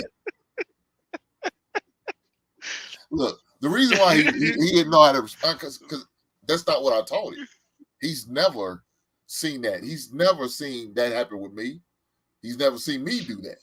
I mean, I would not me do that, but see me receive flowers like that before. So he does. It's something a man normally wouldn't get or do or have done to them. So that already threw him for a wrench. I'm the one taught him, hey, buy your lady some flowers when you go on your first date, and do this and that for a birthday, the type of flowers you probably will want to get. I may suggest to him, and he will pull his little money together and do it. Sometimes I'm paying for the goddamn flower. I'm like, dude, why am I buying your girl flowers? I get that. I'm not come up short, so I go get them for him. Say, hey, do this. I think she'll like it. I don't disagree with that part. I think that was great advice. But but for the shoe to be on the flip, now she flipped the script. It's like, oh shit. And so to have it done on senior night, and this is where we're in the middle of the court, right? This one, like, she did it in private. She did it in front of the whole school. Everybody who's at that game, she handed them flowers. So, but this wasn't the first time he ever got flowers handed to him. He also got flowers handed to him when he scored his 1,000 point. They gave him looks of flowers, and they handed, and he, of course, they handed to him, and he handed to his mother. So it wasn't nothing new for that to happen. That was the second time it happened, but from his girlfriend, that came out of left field. Nobody seen that coming. So you just again, you gave me more to be concerned about. Not just speaking, just speaking in general, right? Because okay, so now your son's at a basketball game. He scores 1,000 points. I guess however they did, they stopped the game, whatever they did, and they gave him flowers. Hold on. So this gives me more concern. Not just I'm just saying, speaking with the school and how they treat me. And maybe I am a Neanderthal. Maybe I am a Neanderthal. Maybe I am too old. But why would you give a man flowers in a public setting like that? I'm just speaking to the school and just speaking in general now, because in a society where we're trying to make men more feminine, I think that's how you would do it. Little subtle things like this. Now, maybe this is how I'm feeling about this situation. Not just talking about your son, I'm just saying in general, just in a broad spectrum of society. So what I say is like, okay, you're gonna do something for a man, you're trying to show appreciation to him. He scored 1,000 points. Hey, get that dude a steakhouse. I mean, a gift card to a steakhouse.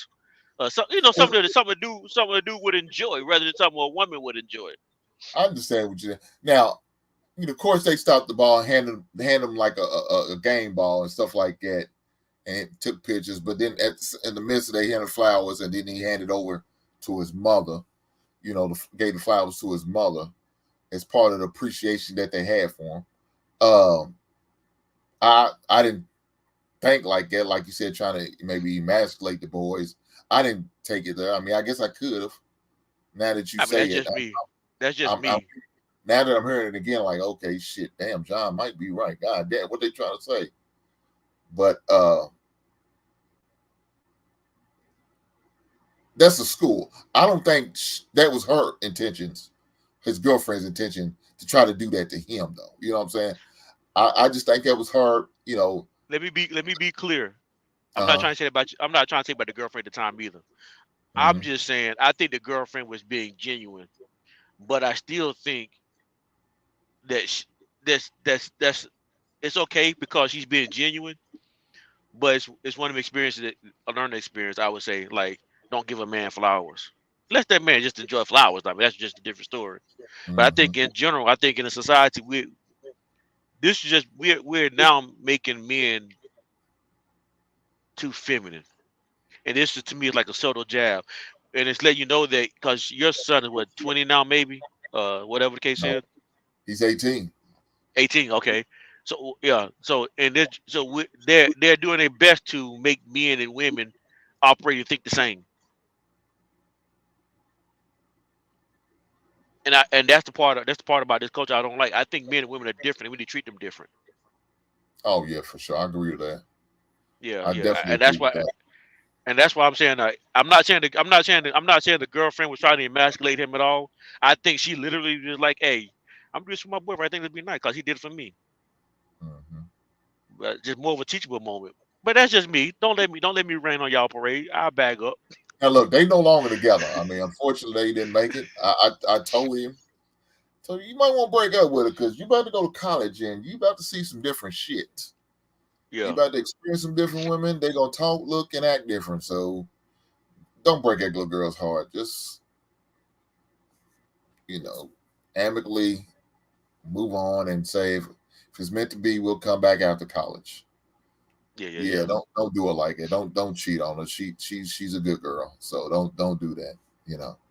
But I didn't think about like what you said. Especially the school part were really disturbing now that I'm thinking about it. With her, I think she was just, her, you always hear to say, want to give somebody their flowers while they're alive. And of course we mean figuratively when we say that. But she, maybe just want to, I'm actually give him his flowers, so I can kind of accept that. The school, now that I'm thinking about it, okay, man, you're doing too goddamn much.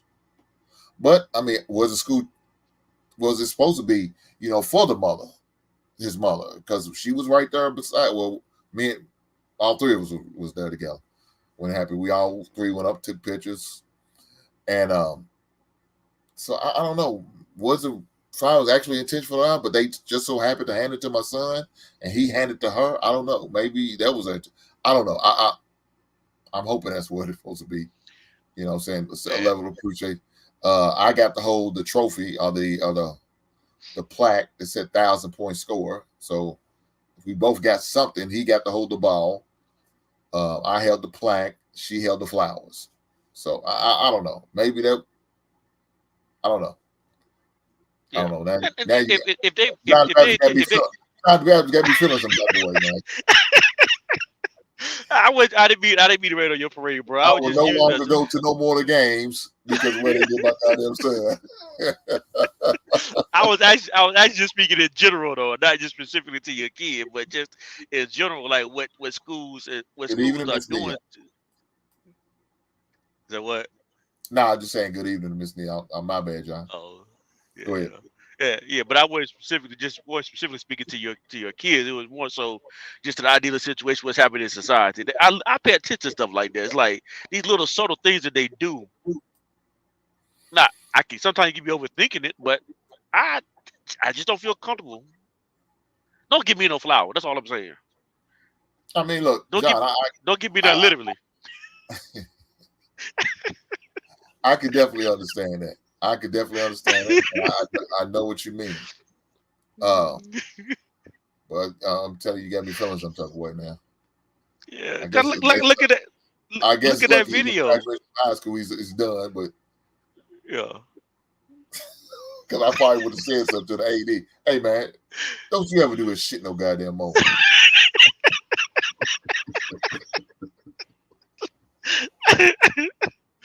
Oh man, oh John, I can't fool with your black nigga. You cause well, look at that. But look at that video though, bro. Like, how do you think we get to that video that you just showed? How do you get to that point right there? Hey, you might be right. Hey, John, I can't deny that. I can't deny that. I mean, oh man, look, I got one more video to show, baby. Get my mind up. You done messed me up, John.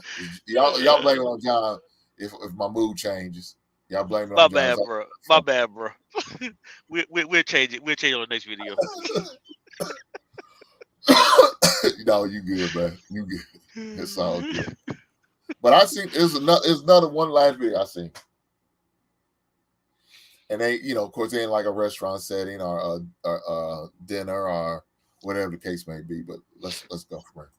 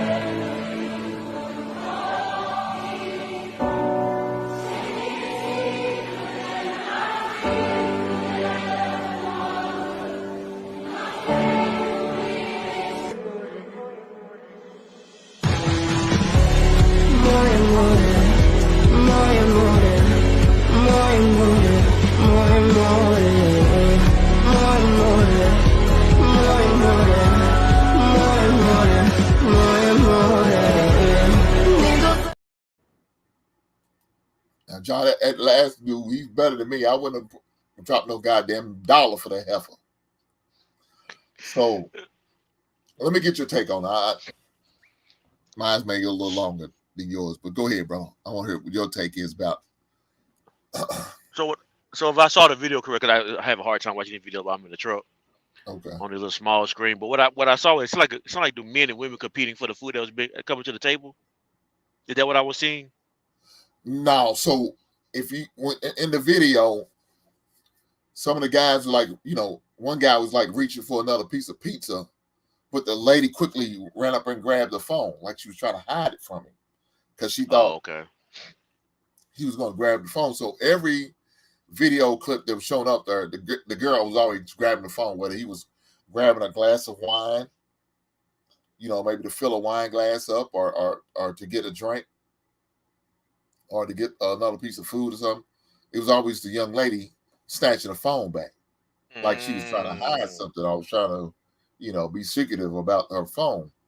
And so, with that being said, to me, just the message you're sending, Yeah, yeah. So yeah, that is if you had that debate that behavior, mhm. it's gonna be very quick on this one. If you got that kind of behavior, I'm out. What makes you think I'm going for your phone? And then if you think I'm going for your phone, why are you snatching such an aggressive manner? Like, what are you really trying to hide? Not that I really want to know, but it's making me think, can I trust you now?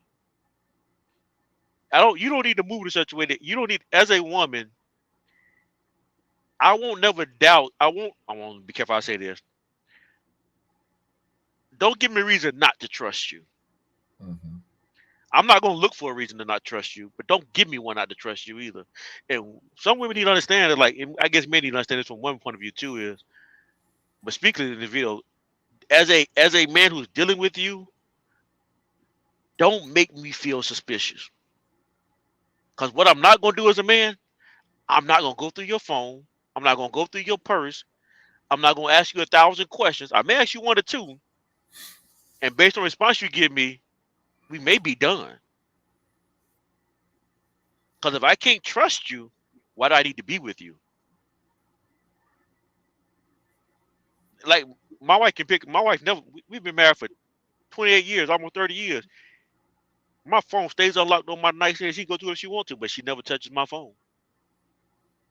I ain't gonna say I never touch her phone. Well, that would be a lie to say we never touch each other's phone, but it's never like we're not going through searching uh, each other's secret lives and all that. It's like, no,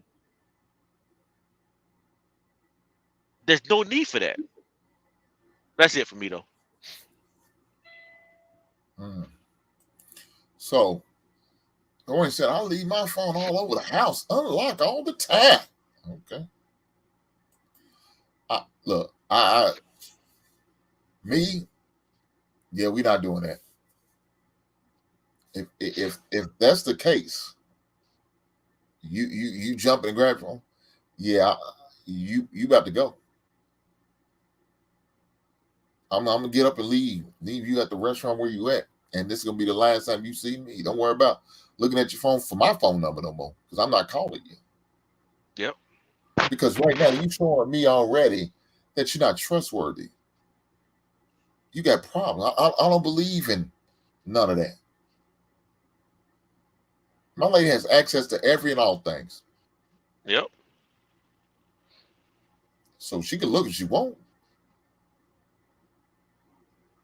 I'm not playing that shit. We not doing that. You my wife, and you have that access. Now I ain't got nothing to hide from you. What am I gonna hide? I mean, what we gonna hide? I don't have anything. You got access to my money, my passwords and logons. All what we All doing that. here?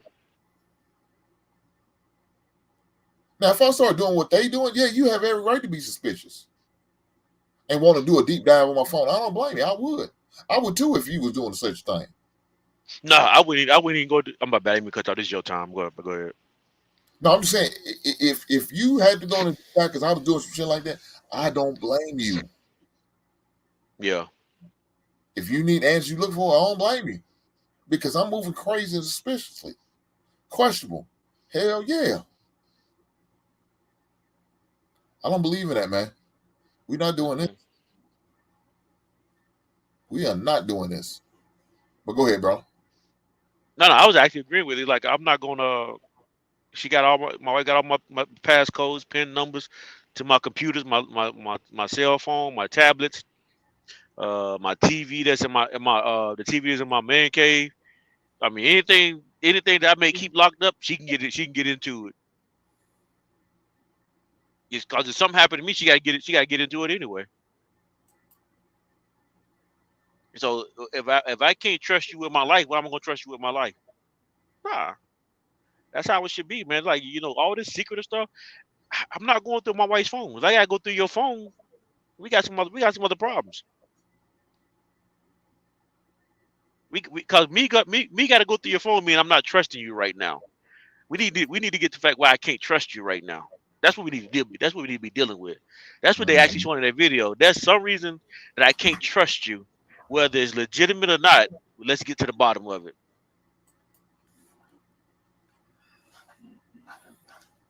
Exactly, man. I mean, and it's sad that you see situations like that. If oh John, I think you dropped. Oh, there you go. Yeah, Sad I'm that you really see bad at it. situations like that because unfortunately some people are going through that shit. Facts. And if you are, I will say, hey man, that ain't who you want to be with. That's not a person you want to have a future with because there's a problem already because there's a lack of trust in the relationship. And if I can't trust you, I can't be with you. If I cannot trust you, I cannot be with you. I got way too much to lose to be worried about, stressing about, wondering about, all this bull crap and this and that. Are you doing it? No, I don't have time for that. I cannot be with you. I tell young men all the time. I say, if your girl or your wife is attractive, there's gonna be dudes that look at her. There's gonna be dudes that holler at her. Ain't nothing you can do about it. Only thing you can expect your wife to do is just to be honest with you about what's going on. If you think somebody's not gonna holler at your wife or your girl, and the time that y'all dating, you crazy. But what y'all need to establish is a level of trust that where you know that no matter what happens, she's yours, and she knows she belongs to you. That's all. That's all you're looking for. I know dudes are gonna be dudes. I just need for you to be a woman that belongs to me. That's what you need to explain to your wife. Just be a woman that belongs to me, and that's gonna shut that mess down as soon as it begin to happen. And if you can't handle the situation, get me involved in it. But she needs to be the number one person that shuts it down. You need to shut it down first. Don't play around with that fire. Whatever it is, shut it down. Because if you break the trust, that's on you. Now, if some other man weasels his way into it and you don't shut it down, you let it happen. I can't be mad at him for something that you did.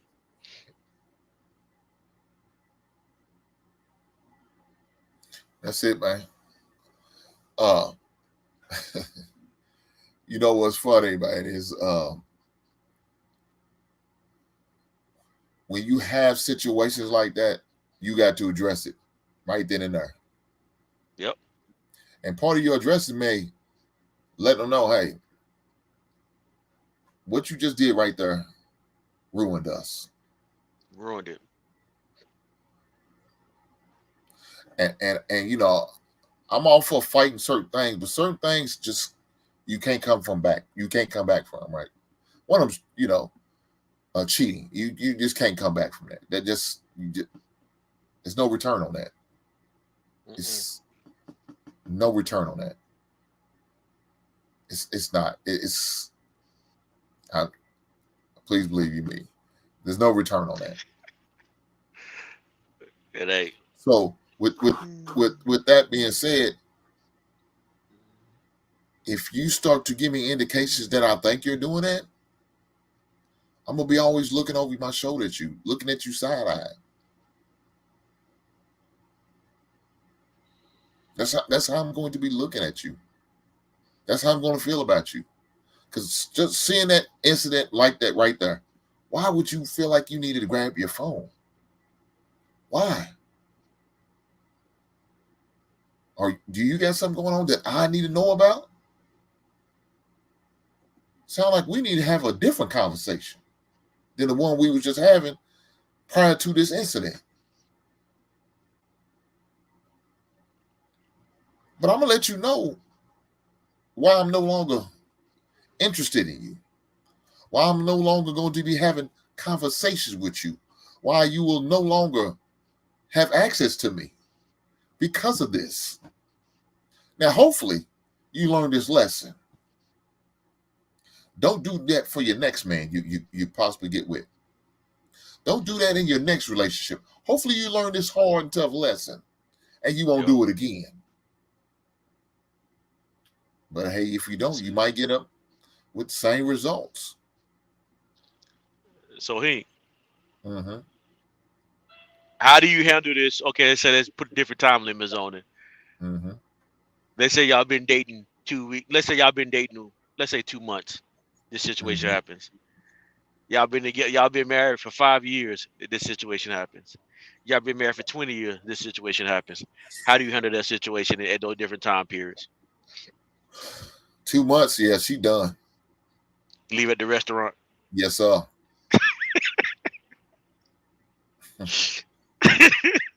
Ain't no thinking about it that point, right? It's Yeah, a done deal. John, I might cuss out on the way out the door. You ragged and no good health. God. Now, 5 now years. we're going to the next one. 5 years of marriage. It ain't long, but it's 5 years. It don't matter, 5 or 20. I'm going to answer with both of these.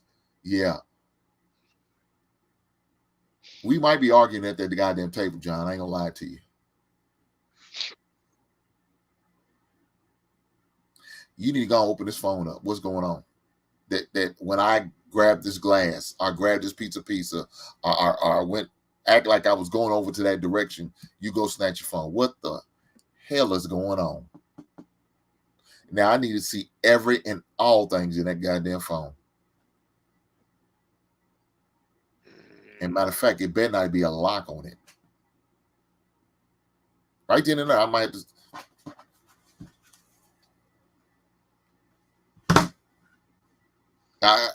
On spot, I got to see everything on spot. And I'm questioning everything I see questionable. Who's Latoya? I ain't never met her. I ain't never seen her. Who is this? Is this really a chick? Or is that what you call your dude? Ma'am, John, it's going to be a problem. I need to know everything, John. Everything. Oh, that's a tough one, though, Hank. That's a tough one, bro. Think about what you said. Do you really want to go through everything in that phone? Everything, John. I got to look here. I got to cut it. I got to cut out the poisoning because I don't want it to infect the rest of it. So I got to cut it out, John. But what if it adds more poison? What if it doesn't rectify the problem, but it makes it worse? What if you? John, What if it you can't see get something? no worse because I'm already. It can't get no worse. No, because I'm already thinking you cheating. Only thing it can do is just solidify what I'm thinking. That's all it can do. That's it. I'm already thinking that you doing this, and that's gonna be my first thought. Now I just need to solidify what I'm thinking, and now, that's a problem, John. Like I said, you can't come back from. I don't want the proof. Damn. If it's 5-20 years, if I got the suspicion, I don't want the proof. Just if I got the suspicion, walk away. Either you leave or I leave, but walk away. You talking about from that instance or from the relationship? From the relationship. If okay, so it's incumbent upon the person, if you are committing the adultery, right? If you're cheating, my thing is, if you feel like you're gonna do it, just leave. Before you do it, just leave. Because what I don't want to be is that dude going through your phone.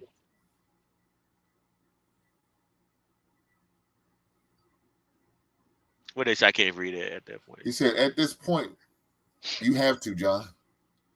It only gets worse if she doesn't go through that phone with you.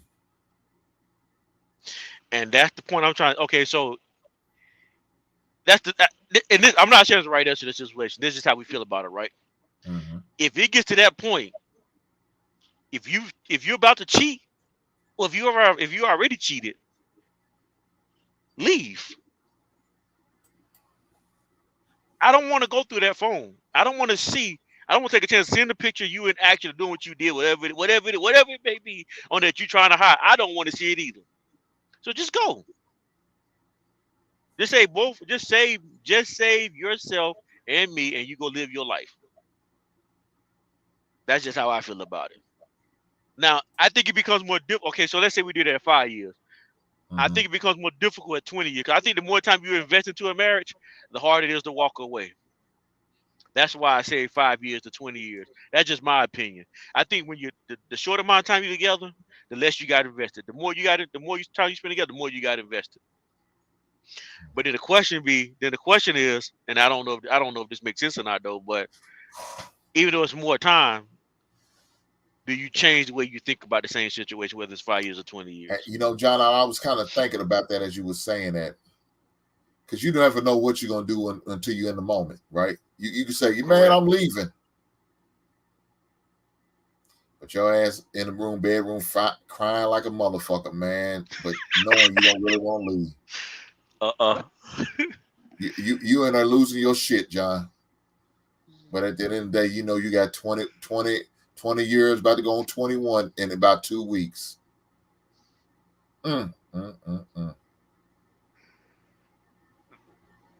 All because you want to hide your phone. That's rough, boy. That's a hard pill to swallow, brother. Like I said, you never know what you're gonna do until you're in it. Yeah, that's true. That's a fact. That's fact there. I mean, you know, I say, man, I ain't going, and my ass be right there on the couch with the therapist. Mr. Johnson, she cheated on me, and I can't get over it. What should I do? How can I handle this? What do I need to do to get past this? You know, what conversations do we need to have?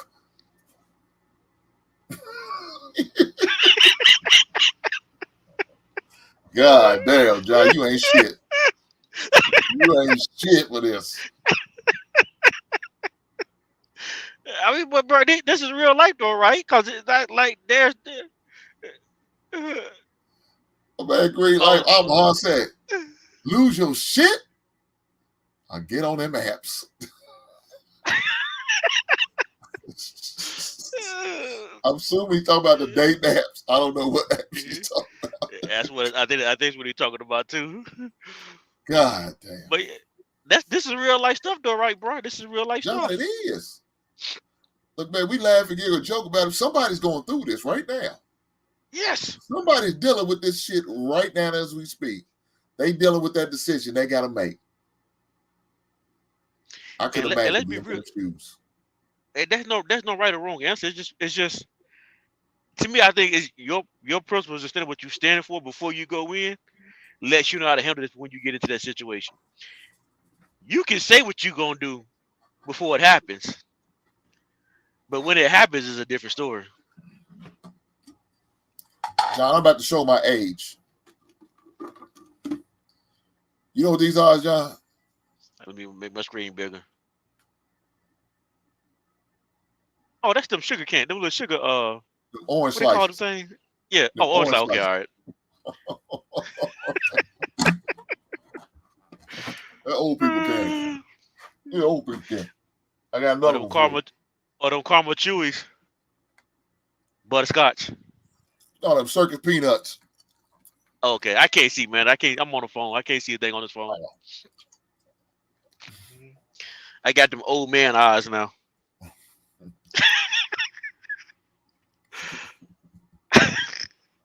You got old man candy. I got old man eyes. She said, "Old man candy." Damn. What's going on, Troop? Hey, what's going on, big brother? Oh man. Yeah, John, you just threw me for a loop with that one. God damn. That's 20 years though. Yeah. Whew. Cause what people fail to realize is the more time you spend with that person, the harder it is to stick to what you say you're gonna do. Everybody talk a good game right on YouTube and before and when you're not in it, but when you get in it, Hey, you're gonna be willing to make all type of adjustments, John.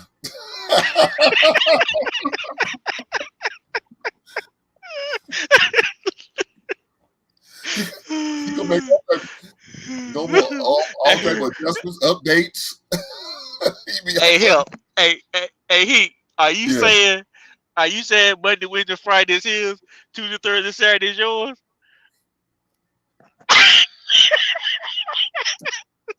You're not saying that, are you?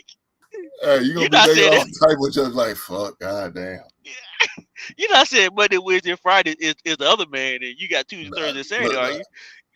John, what I'm gonna say is, I don't want to know who it is, but whatever that situation, you better get it. You better get it rectified and fixed, and this better not be a problem again. Because next time I'm gonna feed your ass to the goddamn pigs. So for us country folks who know anything about pigs, oh yeah, they eat anything. Pigs eat anything. That means from the rooter you to the no tutor. goddamn bones. From the rooter to the tutor, no evidence. So when I cut your ass up and throw your ass in the slop bowl, ain't no evidence. The pigs eat you in January. We'll be eating you again in March. September. I'm saying Yeah, it's bro, too difficult to walk away for 20 years. I know that's right. Oh man, what is he saying? Hank is too selfish to donate to Sharon. I know that's right. Yeah, ain't gonna be no sharing. I ain't doing that shit. That was a joke when I said that. That was not for real. That was just a joke. He said, "No, bro. It's like a can of tuna. Once it's open, you can't close it." God damn.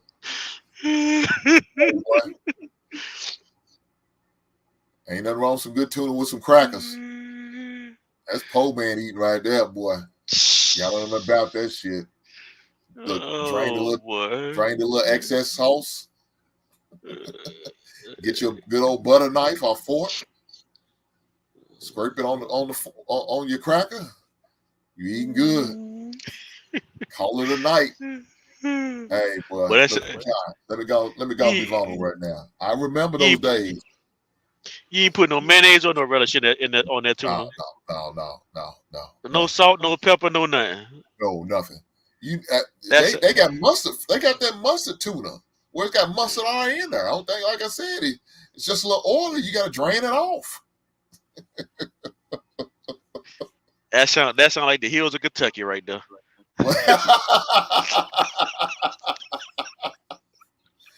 Well, that's what we call the struggle meals back in the day, baby. Hey, when I had to live in my efficiency apartment, and if I didn't want my ribs to touch that day, sometimes you got to do what you got to do. Yeah. I remember sausage. I remember having to go to the food line to get a meal, John. You hear me? I wasn't homeless, but I was so broke I couldn't afford to get a real meal. Huh? I mean, between paying support, trying to keep the lights on, you know what I'm saying? Trying to make sure I got health insurance for me and my daughter.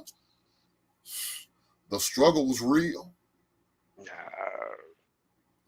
The struggle was real. Bro. Life decisions, bro. Man, that's what it was. So I mean, when I tell you I didn't have it, I ain't have it. And the bad thing about it, I couldn't even get food stamps, John. I made too much for food stamps. I'm like, no.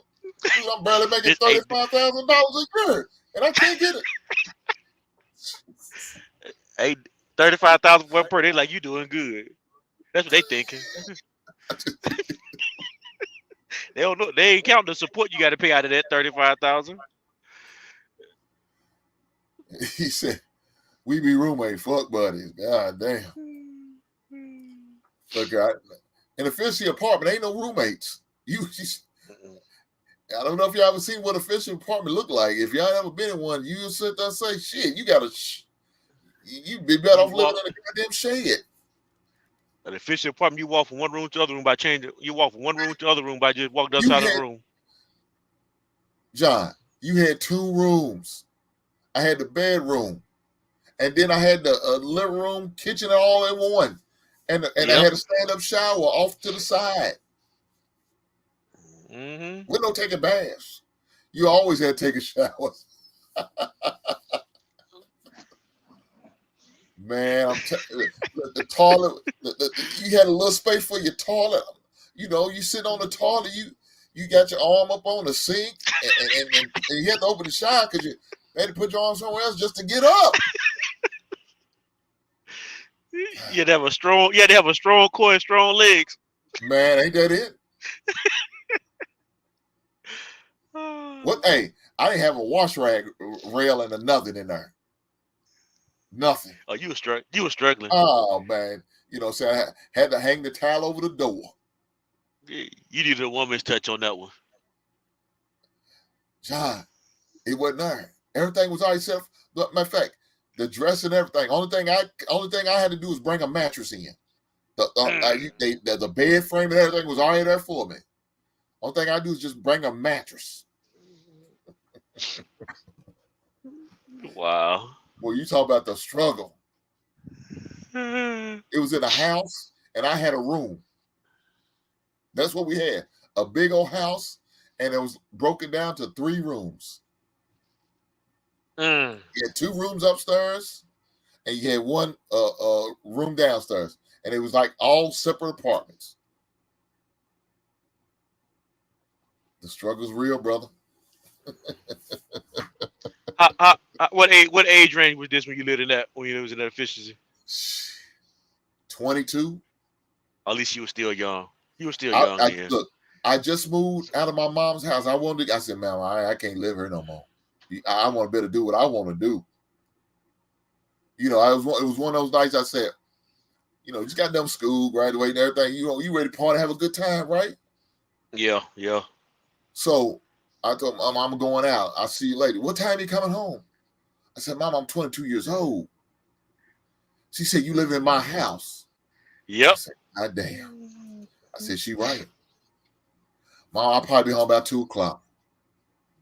Okay, be careful. Damn. I'm 22 telling my mama when I'm coming home. I'm too old for this shit. Hey, 6 months later, I was out. Ain't looked back, John.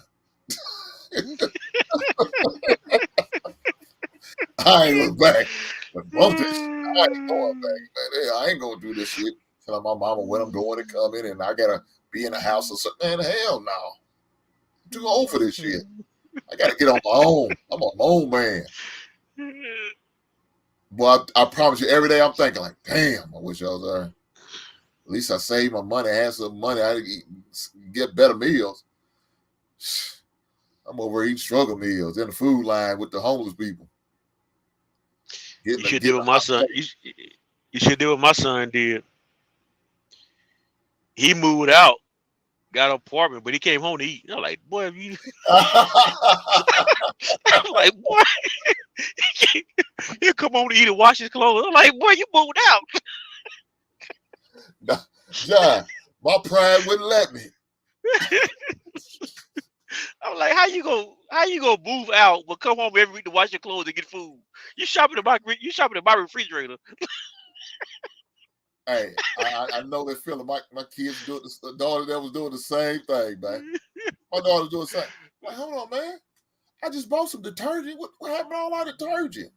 You know, I was one of those guys who stockpile a bunch of shit in my basement and laundry. So I had I got about 5 detergents in there. You know what I'm saying? Because I got from the stockpile lady.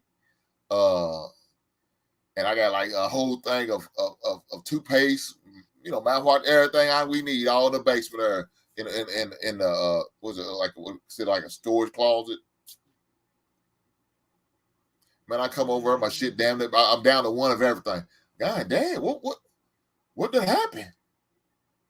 They done went into Hink's a bargain mart or something like that. Went shopping in my shit. I'm like, how does this work? They down there washing clothes. I said, dude, I don't mind y'all come wash your clothes. Y'all can at least bring your own goddamn detergent. Use up all my shit.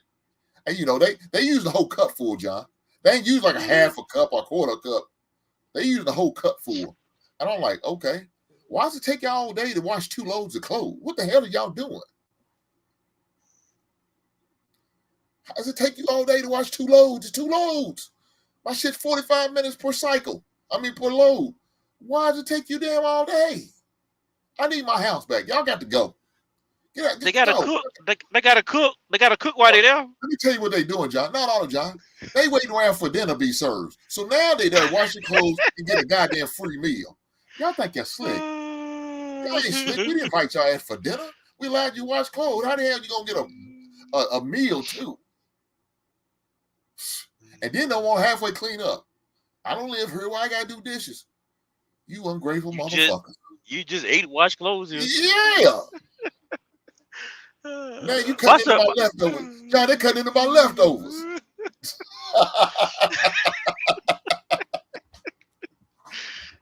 So my son, okay, so my leftovers went from 3 days down to 1. Jesus Christ. What are we doing here? Oh no, bro. Hank, you done up and got grown yet, man. Look. When I tell y'all I've been broke, I ain't going back. I mean that shit. Bro. I know what the struggle is. If I got to work 2 or 3 jobs, I ain't never going back to being broke like that no more. Hell no. When we first got married, right? Mm-hmm. We was in the military, and about that time we was making about $700 a month a piece. Whatever it is, about $350 every 2 weeks, whatever they come out to after taxes. Hey, I was sending half of my paycheck home for the wedding to my wife, so we save up for the wedding.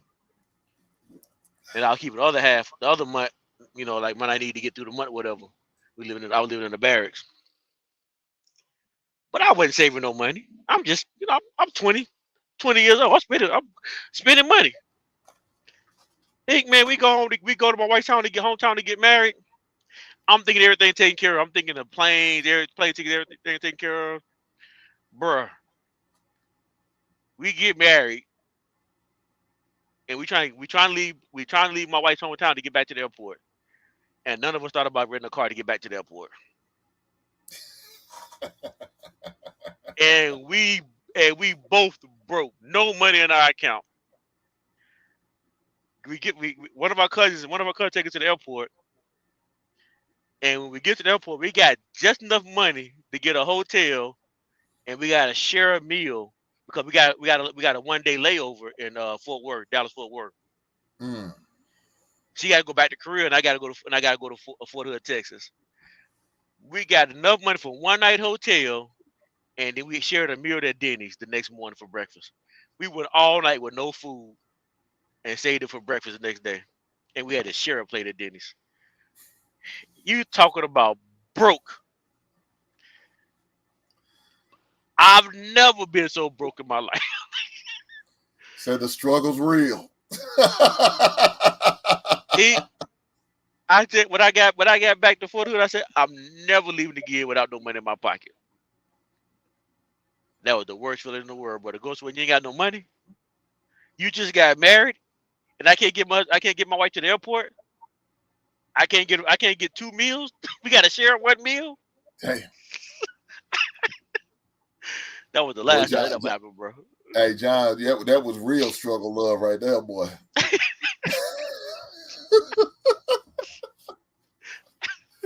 John said I was on that struggle love bus, baby, and I was a goddamn driver.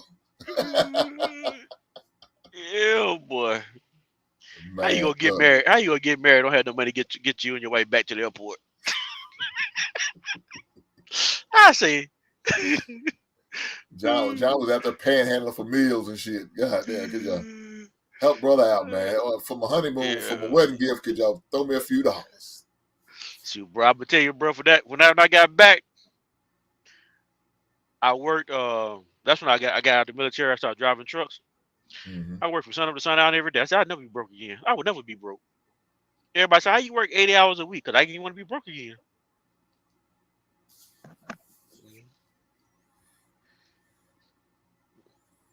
That's what that was. So you do over the road, John? No, I do regional. Okay. Yeah, So I you do. home every night then? No, I do. I'm out 2 or 3 days at a time. Okay. Yeah. Either I'm out like this trip gonna take 3.5 days. Normally I'm out like a day. Maybe I'm out like a day and a half. And I go home. And I come back out for a day and a half. And I go back home. I normally do about 2 or 3 trips a week. This trip because it's so long, I do one trip. So you don't do the weekends either? So that's the thing about it, I have no set schedule. Oh, okay. Yeah, it's 24/7. I can take off anytime. When it's busy, I can. Sometimes when it's busy, when it's real heavy, I might do 6, 7 days. I might do 6, 7 days a week. Every man says, John, I know that you must have felt bad at the time. At least you can laugh about it now. Oh yeah. Look here. Average man, if that ain't the truth, I don't know what is. That's all you can do, though. Laugh at your pain. That's it. That's all you can do. Mom and Daddy didn't teach me nothing. Nah. Had to figure it out. Shit, they was check to check. What to go TV? I'd be check to check too. Yeah. I didn't learn. I learned a few things at school because we had a home. That's what they used to call a home economics. But they also taught you about other things, life lessons and shit like that. So it taught me how to balance the checkbook. Talk to me about what a checking and a savings is and all of that. So pretty much the basics. It wasn't until I got to school where I had a teammate's father taught me about financial literacy, home ownership, about saving money and investing, in 401ks and 457s and 457 Roths. It wasn't until I got to college and I learned that. Yeah. And I took a class in business. And that's when I learned. And it was some white dude. It wasn't even nobody looked like me. It was a white dude. And I even challenged the white dude and questioned him. I said, no, you just saying that. Because he's one of the things he told me was the average black family doesn't get their first home till they're about 30 years old. Mm-hmm. So I said, nah, you just saying, you don't know what you're talking about. He said average white between 23 and 25. But he said the average black is about 30. So I came on like, now my dad was an exception because he was in the military. So he was exception. So he had the GI Bill. So he had his first home when he was 27. So it wasn't he had an opportunity because of that situation. But my uncle said, yeah, he was 35 when he got his. I asked my grandmother now, and she said we was about 35, close, almost 40, before they got the first home. I'm like, God damn, it must be something. I got my first when I was 28. And you said 28? 28, yep. Yeah. No, I'm sorry. That's wrong. I was 28. Let me see. I forgot what I was. I take that back. I forgot what I was now. I don't think I was 30. If I was, it's between 28 and 32 now I'm thinking about it. I forgot exactly what year we bought our house now.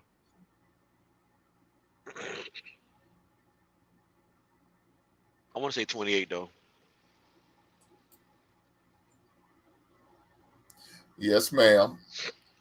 Yes, ma'am, Shicey Bun. We talking about buying a house. So No, him. now with I'm me, lying. I'm lying. I was 30 because we had my daughter at 28. That's right. My daughter born when I was 28. mm, I didn't buy a house till she was almost 3. So I was like 31.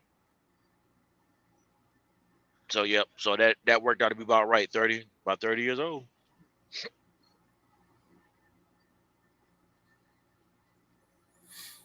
yeah, Shicey Bun, that's normally that's what a buddy of mine's teammate's father told me. He was a home loan officer, and he said the average black family will buy their first home at 30. And I didn't think I thought he was just bullshitting. I thought he was just playing. I didn't think he was serious, but he was serious. Hmm. And of course, now I only had 3 resources that I asked. Well, no, let me take it back. I had 4. I had my dad, my 2 uncles, and my grandmother. Um,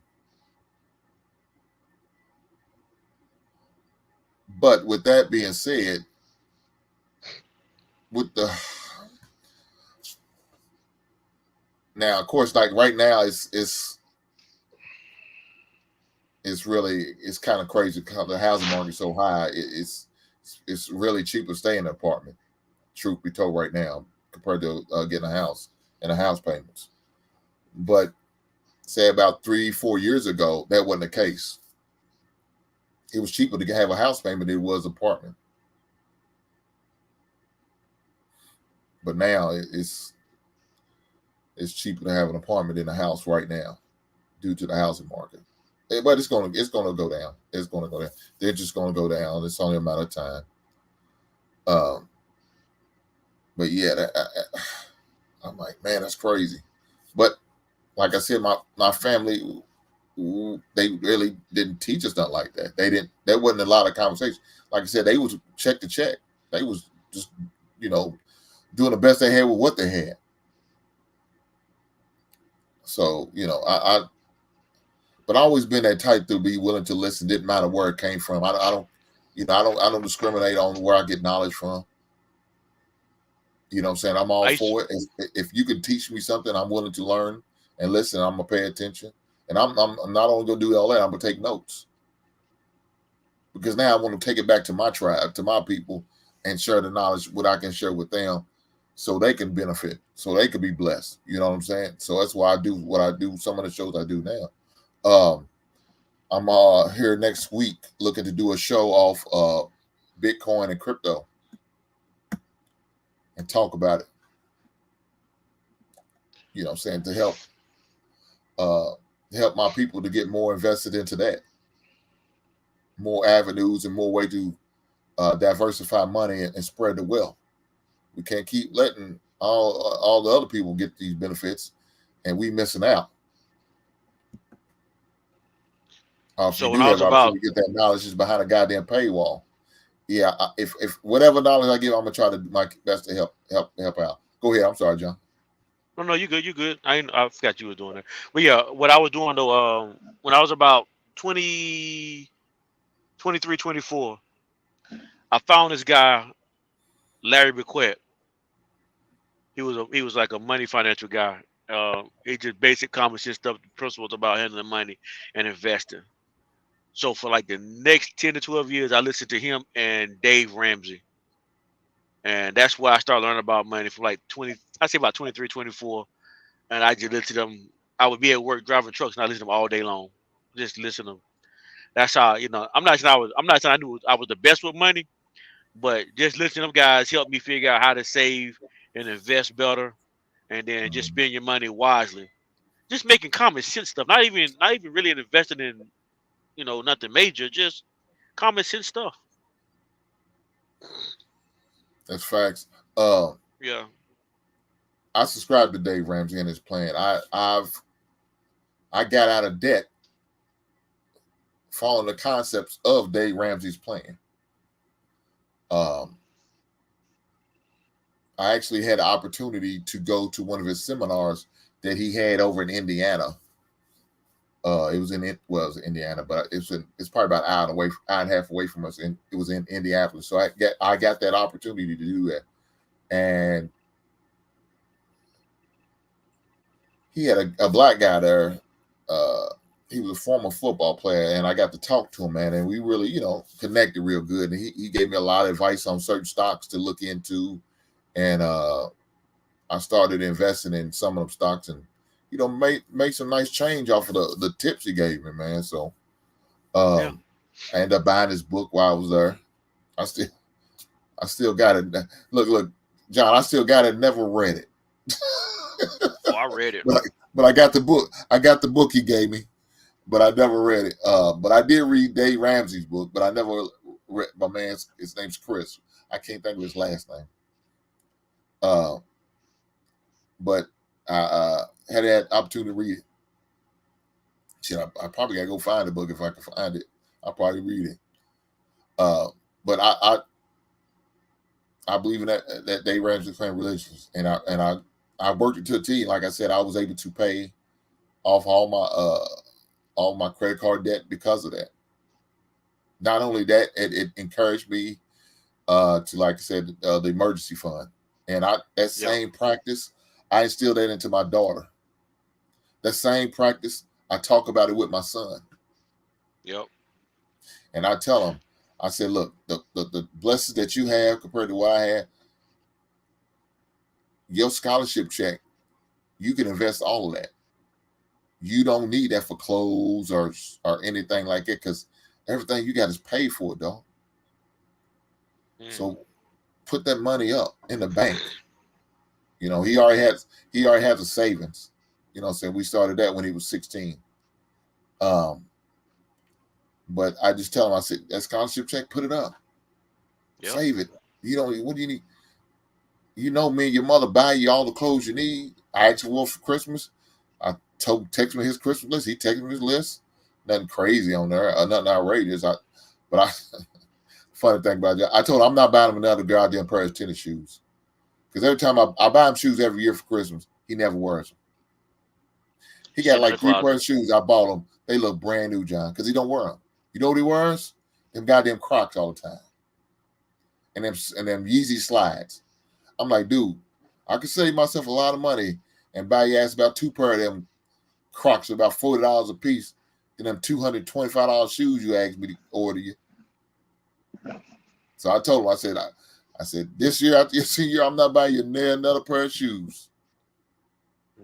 I said, if I'm going to buy you some goddamn Crocs, and you're going to slide around in them things, even in the wintertime, John. I said, it's snow outside. Why are you wearing them goddamn Crocs? What's wrong with you, boy? I said, your feet be cold, your socks going to be wet, you're going to be mad as hell. Don't come calling me. So that boy crazy. But yeah, I told him to invest his scholarship money. Why? Put it up. You don't need anything. Everything's taken care of for you. School's taken care of. You don't know none. Put your money up. Save it. And imagine how much of a nest egg you're gonna have when you get out of school. You ain't got no student loan, you on scholarship. You good. Put that money up. So I make sure I instill it to the kids, man, and make sure that they're trying to help them for their future. Give them what I didn't have.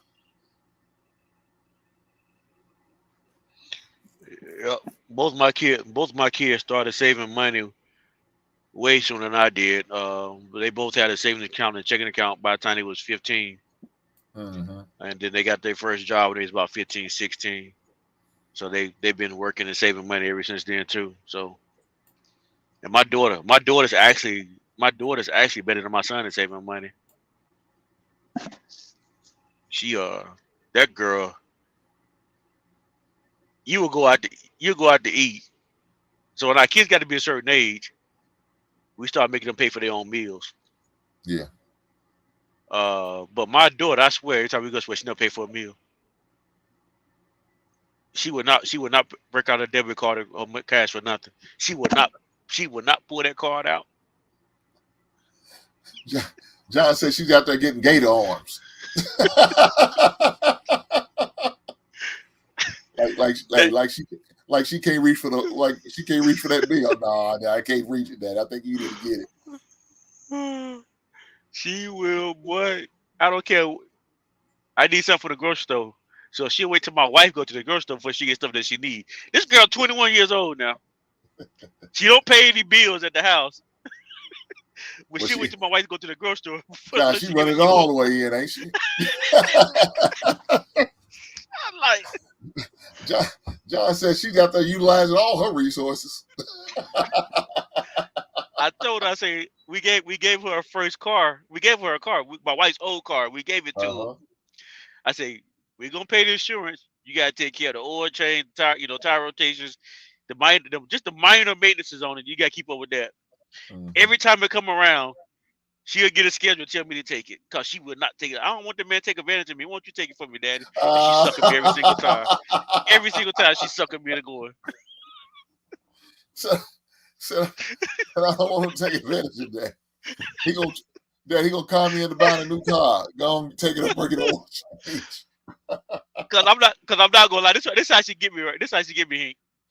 She is shy and bashful, right? She's shy and bashful. I'm trying to get her to grow out of this thing, because like, you're 21, you cannot be afraid to talk to an adult. You are an adult now. Yeah. And so I start taking her with me when I go to the dealership to get the car oil change and tire pressure, all that stuff done. And I'm starting to let her talk more and more. But for the simple fact that she's scared to talk to people, I want to go with her, protect her. But then that same thing happened is she won't pull out a card to pay for it. So hey John, something about them gator arms, ain't it? Like T-Rex arms. Dad, I can't reach into my purse. Could you take care of that for me? and my wife gets so mad at me. She said, "You letting that little girl use you?" I said, "She is. I know she is.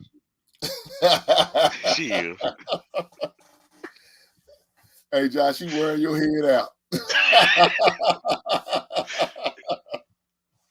And my wife said, she gets so mad because, like, you let her get with everything, but you won't let me get away with it. I'm like, I ain't got no excuse for it. She got me when it come to that one. This is John when his daughter get a hold to him, y'all. Yeah.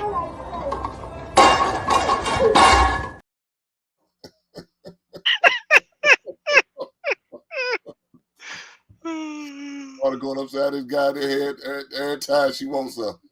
She wearing that head. Hey, but the good side of it though is, hey baby, I want a pie. She'll go in there and fix that pie for me. I know that's homemade from scratch. I want this, I want that. She'll go cook it. Between her and my wife, but they fight. When they start cooking, all I can do is win. I can't lose him. I mean, Hank, I keep calling you him. Hank, I can't do nothing but win. Cause they cook. When they cook, I'm the only one at the house eating now. She fatting you up real good, John, because she about to go in for the kill. she next week you'll be getting some new tires put on.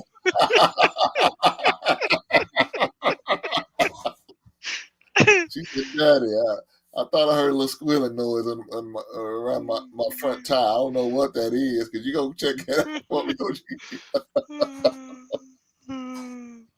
Hey, boy, my daughter had me over changing flats. I'm like, what are we doing? I'm over getting tires and shit. I'm like, look here, girl. I'll do it, but you paying for it.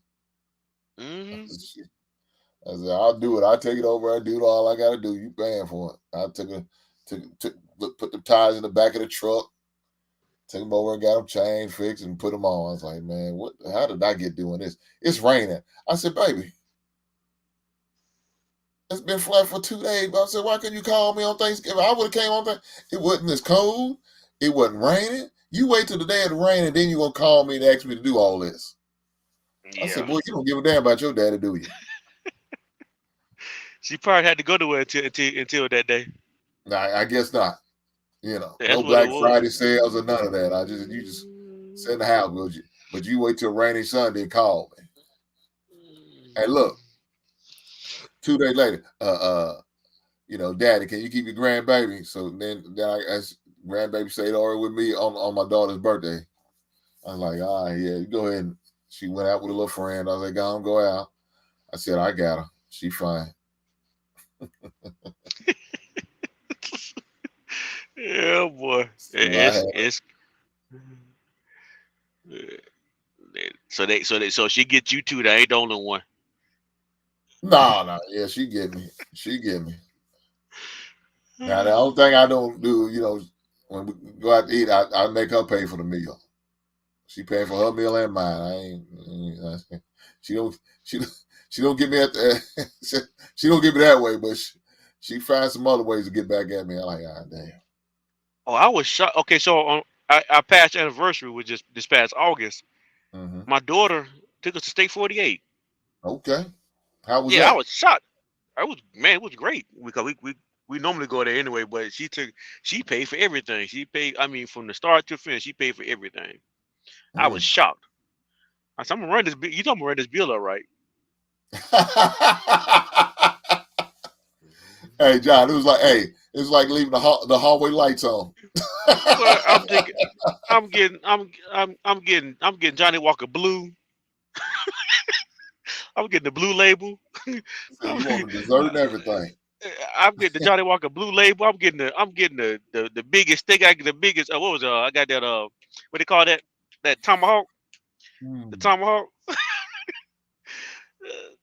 I got like 3 or 4. I got like 3 or 4 sides. The family share that be about $700.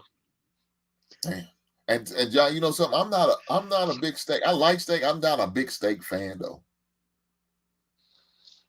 No, you're not. Mm-mm. I'm more of a pasta guy. Pasta and seafood is my wheelhouse. Not a big steak too. guy. Not a big steak guy. In fact, speaking of pasta and seafood, me and my lady went to Cheesecake Factory. I guess about a couple weeks after the little Cheesecake Factory lady said it's not cool to go to Cheesecake Factory on the first day. Yeah, she was crazy. The lady, we went up there and I had the angel hair pasta with shrimp in it. Man, that thing was good. That is good, yeah. But I get like one of them, original cheesecake, and I wasn't too. I'm like, I wasn't impressed with it. I'm like, man, I could have went without this bull crap, but it is what it is. Yeah, I actually go there for the cheesecake a lot of times. Just to stop by. But you don't like it, though, huh? No, and I'm really not a cheesecake fan. I mean, I eat it, but I'm just not like a big fan of it. But I don't know. I guess that day I just had the desire to have some because I was, you go back up there, let them know, hey, we got, table 2. So you standing around, you just watching everybody in line getting a cheesecake, like looking over, damn, they do look good. I might need to get one. So I got one of them originals. I didn't want to get one of those ones all, you got the ones all souped up with a whole ice cream cone on top of the cheesecake and all that. You know how they do. Oh, that's too much there. Yeah, I don't need all that. I just want give me the old fashioned one. Give me the traditional one. Yeah, I like traditional or strawberry or something like strawberry cheesecake or something like that. Mm-hmm. So it's simple. I'm like, damn, I'm not really impressed with this. I could have probably went to Kroger's, got a whole one for the price I paid for a slice. I'm like, I'm not that impressed. We done ruined your show, man. Look, now we just like, I'm telling you, y'all, they got 5 people in here, like 2 old men just talking. And John, one of them was my lady.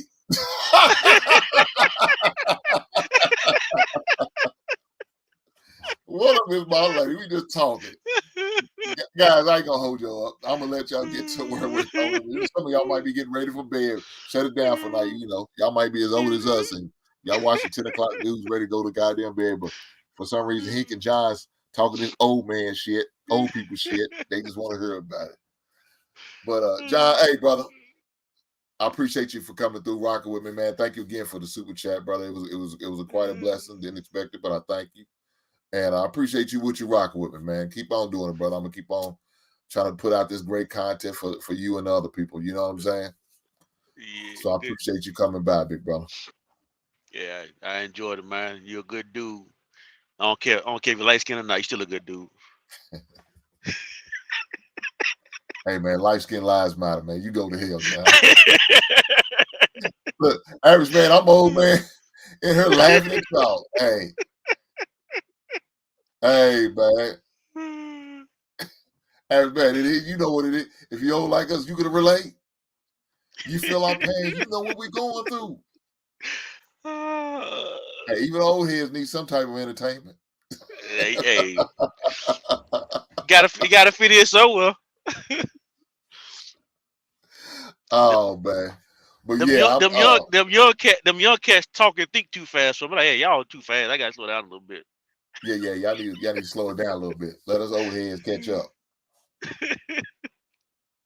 Man, so I'll be 54 in 2 weeks. Hey, brother, if I don't see you in 2 weeks, happy birthday, my guy. Happy birthday. Happy birthday. But yeah, just look, like I said, I'm a look to put together a show about, like I said, about Bitcoin and crypto and stuff like that. Definitely have a conversation about that.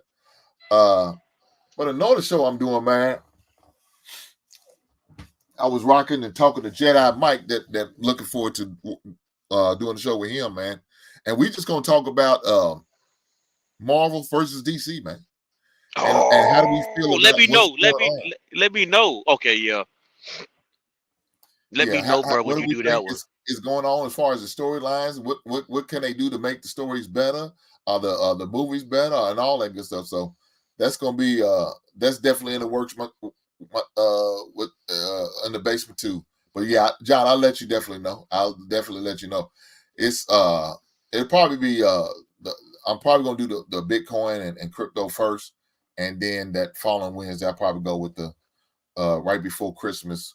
I do the Marvel and DC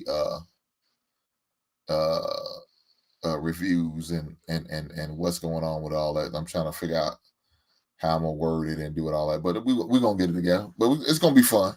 We're gonna have fun with it. You know, just a bunch of old men up here talking shit.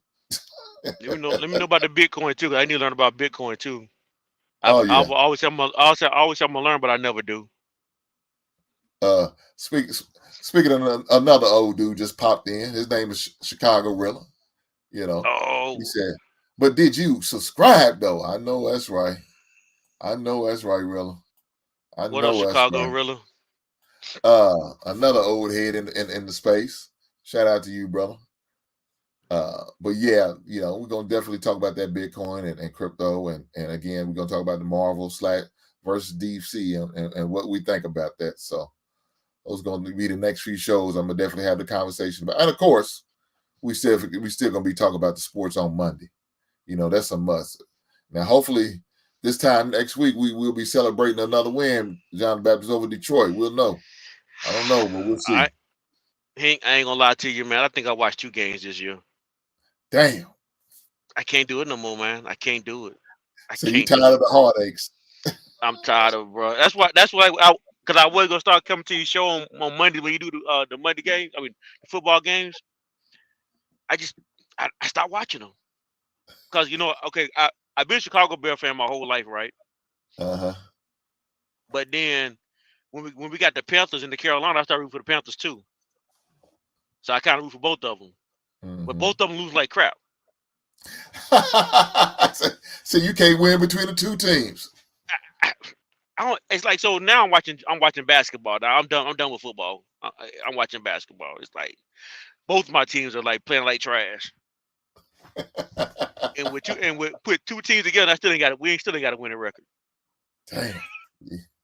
You ain't never lying. But we need one of them teams to lose like Carolina so we get that first overall pick so we can try to put something together. I know that's right, Rilla. Yeah. Bear it down, baby. Hopefully we can do it at the end this Sunday, baby. We're gonna beat Detroit. I have a feeling.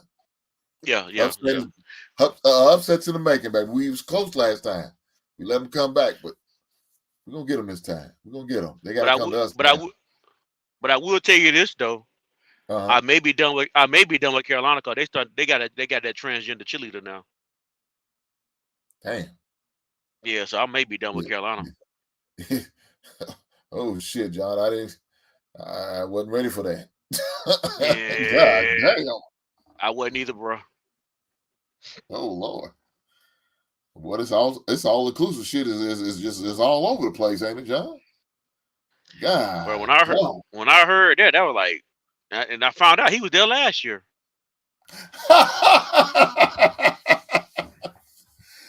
That dude just been hanging out for real. Oh Got shit. Yeah, bro. I was like, this is crazy. You got a dude on the cheerleader team dressed like a woman. Mm. Well, I mean, excuse me, act like a woman. I don't know what to say about that. God dog. That's This guy finna crazy. hit my. This guy finna hit my truck. Uh-oh. Well, hopefully not. Hopefully he got his insurance. What are you doing? Back it in? Yeah. Mm-hmm. So were you there for the night? Yeah. I'll be here and take off early in the morning. Mm. Probably. I need to be asleep now. I'm up here talking to you. I need to be asleep.